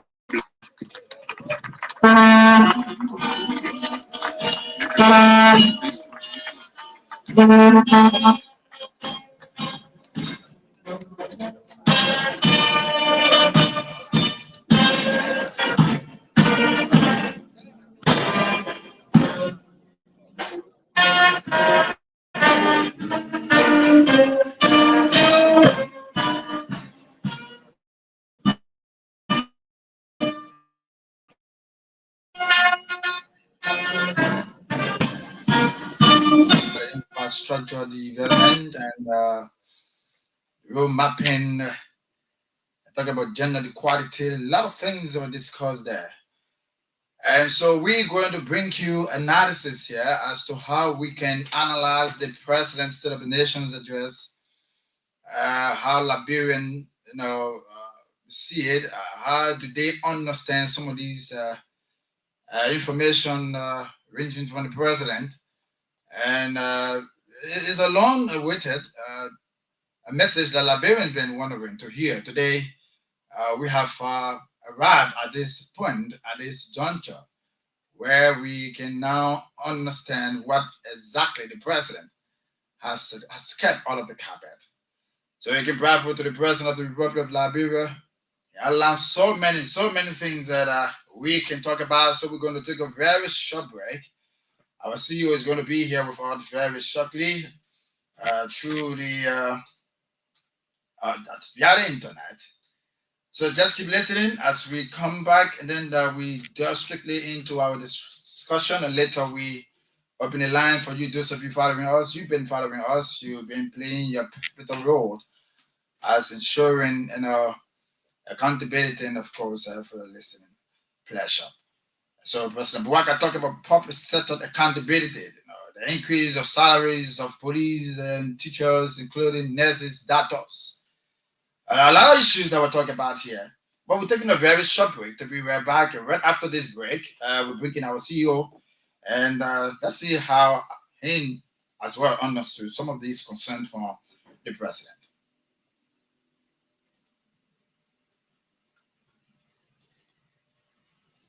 Keep listening. We take a very short break. Yeah, home health services. This is our home health agency. We send nurses and home health services homes and take care of them, provide medical services for them in their homes. So this is the office space where the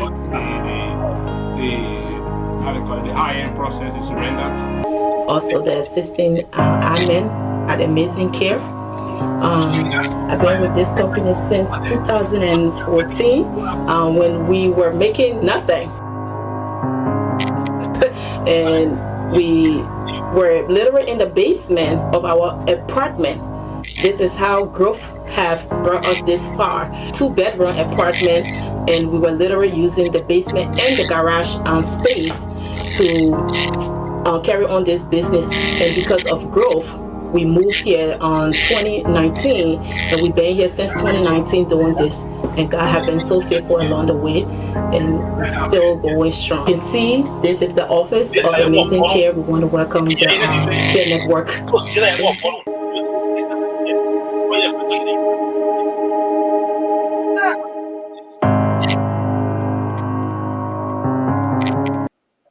Keep listening, keep following as I rejoin Jefferson there from the Capitol building. Okay, so let's quickly join our CEO. Welcome, sir. Welcome, sir. You're live.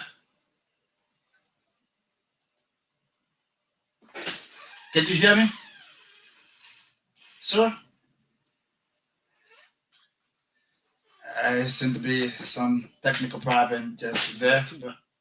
Let's see how best we can rejoin Jefferson there at the Capitol building for the continuations of the program.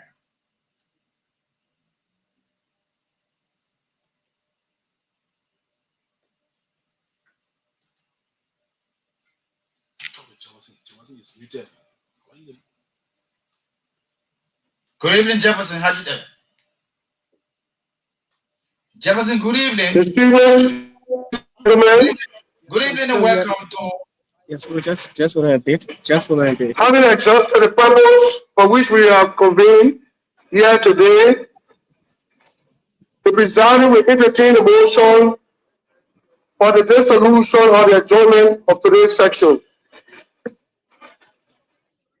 Senator Jenny K. Bay of Bond County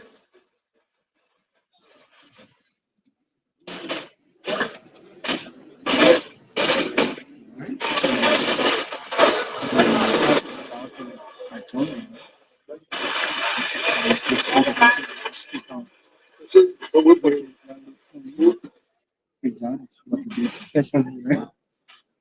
So where we are from here. we recognize Senator James Bunny. Mr. President, I move that this adjourned section be adjourned. If I can obtain a second. Honorable Mary G. Johnson, Representative, District District Number 2, Grand Gila County. Honorable Speaker, I, Mary G. Johnson, of District Number 2, Crentida County. So, second. Distinguished ladies and gentlemen, it has been moved and seconded, having exhausted the purpose for which the legislature convened in the joint legislative section. The motion duly seconded. Are you all ready to vote? All those in favor say aye. All those against, nay. Those abstaining, please raise. Distinguished colleagues, with the aye taking the vote, the joint session is hereby adjourned, and it is hereby so ordered.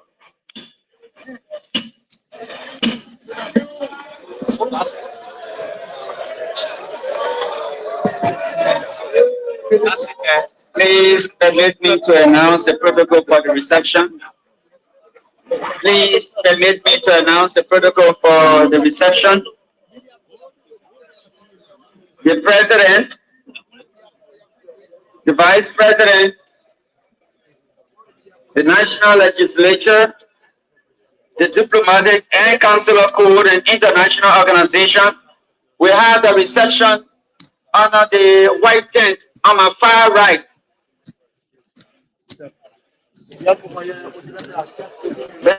The SOE, deputy ministers, and special invited guests will move to my far left, under the tent on my far left for the reception. The cabinet ministers also, along with the president, the vice president, and the special guests at my far right. Young man, come back here. I already said the leader pool, our center, that you're able to be. That's that you're not time for interview here. Young man, the program still going on our side of reception.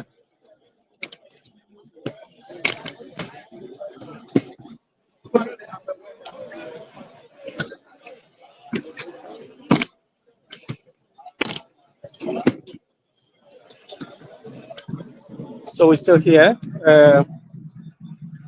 the grounds of the capital. We will join you studio shortly. Just give her a moment. We will join you very shortly.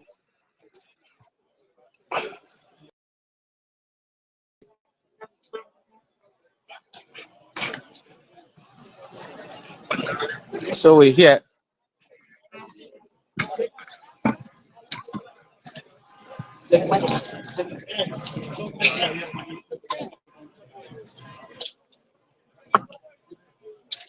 So we will join you shortly in studio. But as you can see now from the grounds of the capital, the president has concluded with his message today to the Liberian people, the state of economy. The president talked about many things. We will update you with every information you need to know. This is Kia Radio, Kia Network, and we are having interactions now with uh, Nicholas.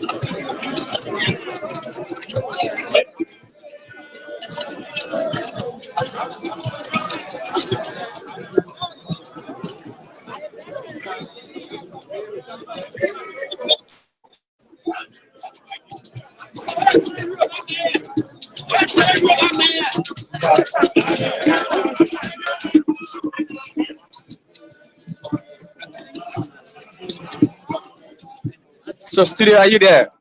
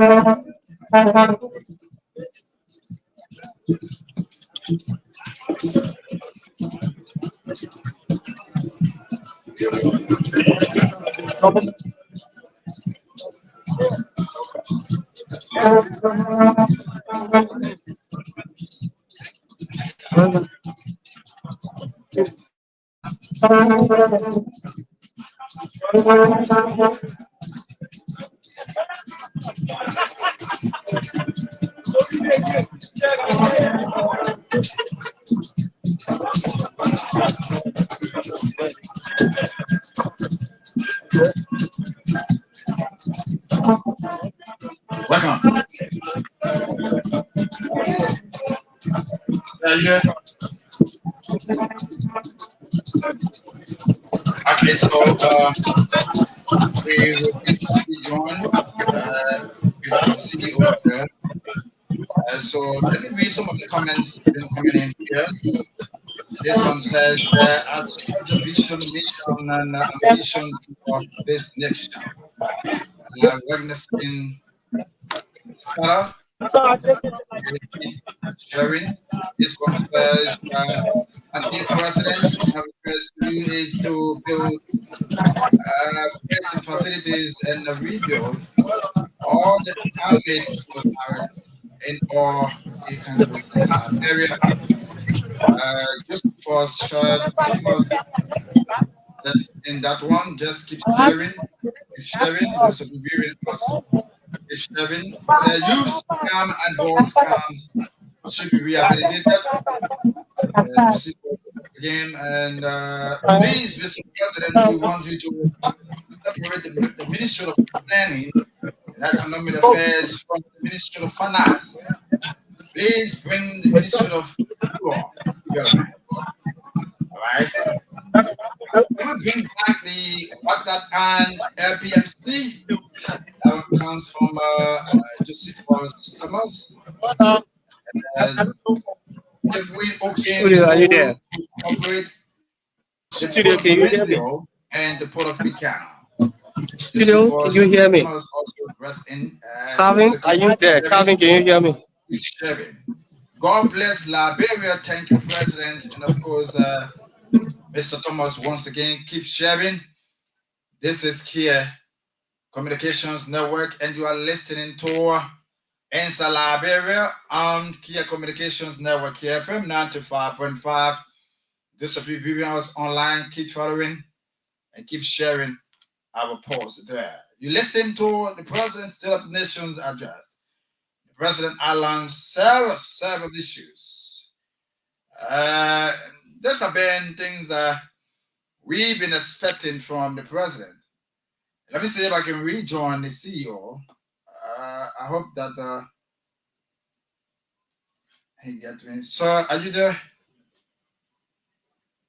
Okay. All right. So welcome. So the President talked about a lot of activities confronting the issues and major achievements so far. Sorry. And so we need to talk about then, we need to reiterate some of those things that the President talked about. I know some of you out there, those of you in the private sector, the private schools, government schools, the police, the President of the Republic of Liberia also talked about increasing salary, especially to the police, to the doctors, to the nurses, and of course the teachers. So that means if you were earning 150 United States dollars, that money is going to go up. The President talked about the public sector accountability. The President also talked about the remarkable domestic revenue of our country. He also talked about the improving infrastructure management there, the RRA. And he also talked about our Liberia Legislative Corporation. And the President also made mentions of our gender equality. As some of you've been following the appointment of the President of the Republic of Liberia, President Joseph Juma Boagat, been very, very gender sensitive, especially as part of most of the deputy ministers up there in government. Most of them are females. So we are going to activate the line so you can put through your calls. And of course, we can have an interaction on the President's State of the Nation's address. Call us on 077-0573-477, 0881-871-670, 0881-6, that's 871-670, 0770-573-477. Desmond Brown is on official duties. He's going to be here later to join me in studio as we discuss the issues. Coming up shortly is the news from our News and Current Affairs Department. And of course, we're going to find a time, apparently on tomorrow, to discuss the issue, or better still, join us after the news on Opinion Basket, so we can all dissect and analyze the speech from the President. My name is Calvin Gray. Keep listening. 0770-573-477. That's the few calls. For those of you been following, what do you make of the President message? What do you learn from this? What do you have? What is your advice to the President of the Republic of Liberia? What else you expected from the President that he did not mention into his message? And we can also talk about then we can have that inclusive, and so that can be done here on Kia Communications Network, Kia FM 95.5, 0770-573-477, 0881-871-670. Those are the numbers here on Kia Radio. And of course, let's join Jefferson. We are there in Studio B, where he currently posted at the Capitol building to get us fill us in with the latest information. Jefferson, we're actually not getting you there from the Capitol building, but we hope everything is on course there. Welcome. Let's see if we can rejoin you there.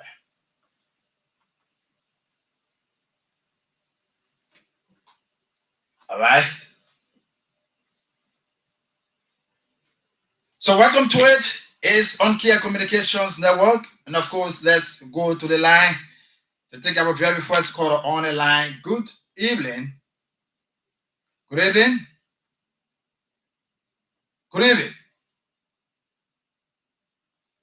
0770-573-477, 0881-871-670 with a free course. And of course, we go for the break, and of course, take the news. Well, after the news, we're going to come right back on this platform. You are listening to Kia Communications Network FM 105.5.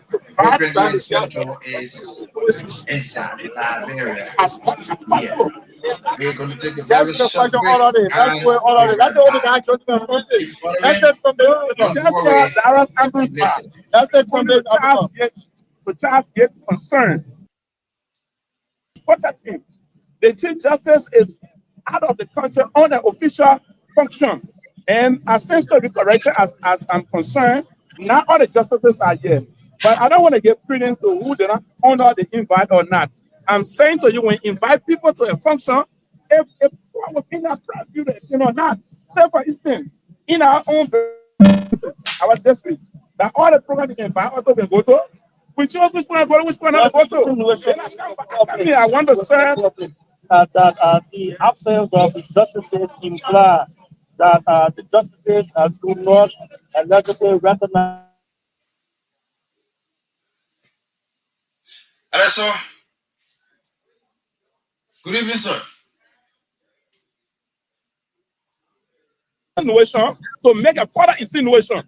You know what I'm saying? If it's insinuated that justices do not recognize the Richard Nangbekun, then I think that insinuation is misleading. It is far from the truth. If that insinuation was right, I'm saying to you, then from the voice of the voiceless, go and champion the cause that the justices should not take pay for the month of January. The justices should not get any benefit from the national budget because it is because Richard Nangbekun's signature that was passed on. It was Richard Nangbekun who presided over this budget. So something that you see, if you are insinuating to be illegal, why would you be benefiting from an illegal system if the insinuation is right? Let's take a question. No, let's take a question from him. Then we'll take a question from you. Let's take him. You want us to have our next 1 hour? What do you say here? Yeah, go ahead with a question.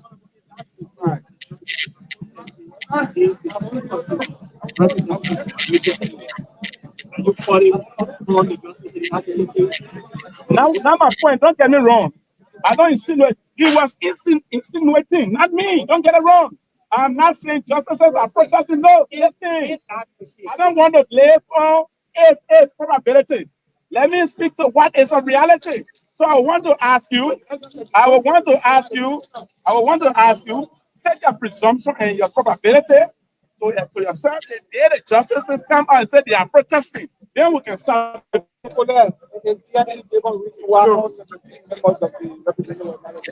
say they apply the justice issue. I remember I was elected in the 54. In the 54, I was elected in the by-election. The last, I think, second to the last sauna, I did not attend. The law said there must be a quorum. We don't need a quorum. We don't everybody don't have to be academic. Everyone don't have to be there. You know what I'm saying there?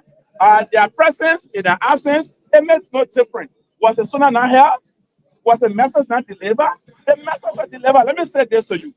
When you guys come to cover these events and get back to the Liberian people, you help some of the listening public to provide them the right information because not everybody are knowledgeable about this legislature. Whether all the lawmakers need to be attendance? No, you just need quorum. Today, the House of Representatives were 53 or 54 representatives were seated. You know what I'm saying? It is more than quorum. It's even more than two-thirds majority. Two-thirds is 49, just 54. That's a huge number. So the case I told you at the time they didn't attend was a son of Nahel. Let's say Prince Baba from Prime FM. Prince Baba, go ahead. But from national scene, do you think that they are asking raise any concern? No. In my mind, the issues of the action raising concern could be if they have a statutory responsibility to perform. They didn't perform, no, they had no responsibility to perform. If the justices were to come here, they could not even utter a word. How many of the ministers you heard them speaking? Did you hear the vice president speaking? You understand what I'm saying? So their absence and their absence and their presence, it means nothing. And let me say this to you. It was the same justices who declared the right speaker, Richard Nangbekong, as speaker of the 55th legislature. They have played their role. Are you saying that the justices declared Honorable Cole as speaker? Where were you when I Liberia? I'm asking you. I'm asking you. I am asking you, Honorable Cole. In practical instance on the line, you were here when the former speaker. The Supreme Court ruling is not record. How will you people are not reading? You particularly in a related to reading. In a ruling. A justice ruling. The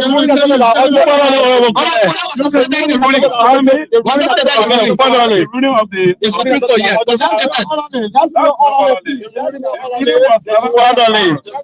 The ruling was never uttered. The court said to you, in order for us to have a section, 2 provisions of the Constitution must be taken into consideration. Number 1, Article 49, there must be a presiding officer. And what constitutes a presiding officer? And the justices in their ruling lay out that the speaker is the presiding officer. In the absence of the speaker, it's a deputy speaker. Hello? Let me the battle speaker has come in the session. I just said to you, not reading. Is in the legislature, when we talk about present and absent, it's not your ability to be in the country. Some of the justices are in the country. And yeah, what are justice presidents in the country? They didn't attend the function today. So if you came to work as a lawmaker, you sat in your office, you did not go to section. Do we consider you as absent? Then what does it? Pardon me? No, I want you to know first before we go back there. And again, it says to you, your inability to go to section to not answer to your roll call, you are absent. If because you're present in country, then we will say that justice, some of the justices were here today because they are in country. But because they are inability at the time to go to the chamber and answer to roll call, it's not a president like Liberia concerned as president, it's a president to go to the chamber and answer the roll call. That's why every section, before the section convenes, there's a roll call. You even heard the speaker today asking the chief clerk, do we have a quorum? And he responded and said, Mr. Speaker, with the information provided me from the Secretary of the Senate and that of the House of Representatives, in my possession, we do have quorum. Article 33. Article 33 says, where the justices refer to in their ruling, there must be what we call simple majority. And what is a simple majority of 73 lawmakers? I'm not a mathematician, I'm a politician. Do it for me, I will appreciate it. You don't do it for me, I will still leave the program. For most now, you're the battle speaker. Right? So on the basis of that, we have 37 lawmakers more. 44 lawmakers sat consistently. You know what I'm saying? Then you come by still tell me in battle speaker, those that were honored, they were protesting that Rachel Kun was not their speaker. Are you not seeing Madam Priscilla Cooper at City Hall? Are you not seeing Madam Ricky Barry? This one time, didn't you not see Jason Sibo? Doing the opening section. Didn't you not see Musa Hassan Belete? Didn't see Yage Kolba? Didn't you see Joka Dibin in there? Those are the people. Then you start for months now, the battle speaker of Funatic Kofa and several other Several other lawmakers are yet to attend session at City Hall. What lawmaker? Today wait punitive measures. Okay, I made mention of the embattled speaker. He's not embattled, he's former speaker because he's traveled to the US. Okay, are there punitive actions the ballot is willing to take? For now. What I'm saying to you, Honorable J. Fanati Kofa is in the US. Until plenary decision, I unilaterally cannot stand make a decision. Besides, Honorable Kofa, who else is not coming to section no of? Thank you. No, don't say thank you. You said because Honorable Safoko is honoring the mandate of the plenary. He's suspended for 30 meeting days, comprising of 3 months and a half. So that tells you that the 7 lawmakers, Honorable Pati Flomo, Honorable Eugene Kali, Honorable Maviko, Honorable Abu Bana Kamara, Honorable Edis Noah, Honorable Safoko, and Honorable who? Wamo. They are duly serving a suspension. Do you know what I'm saying? You say you don't recognize this man suspended you, and you serve the suspension. Are you not contradicting yourself? My young colleague, that's the voice of Bong County Representative Colette speaking to the media. He's been providing some analysis here.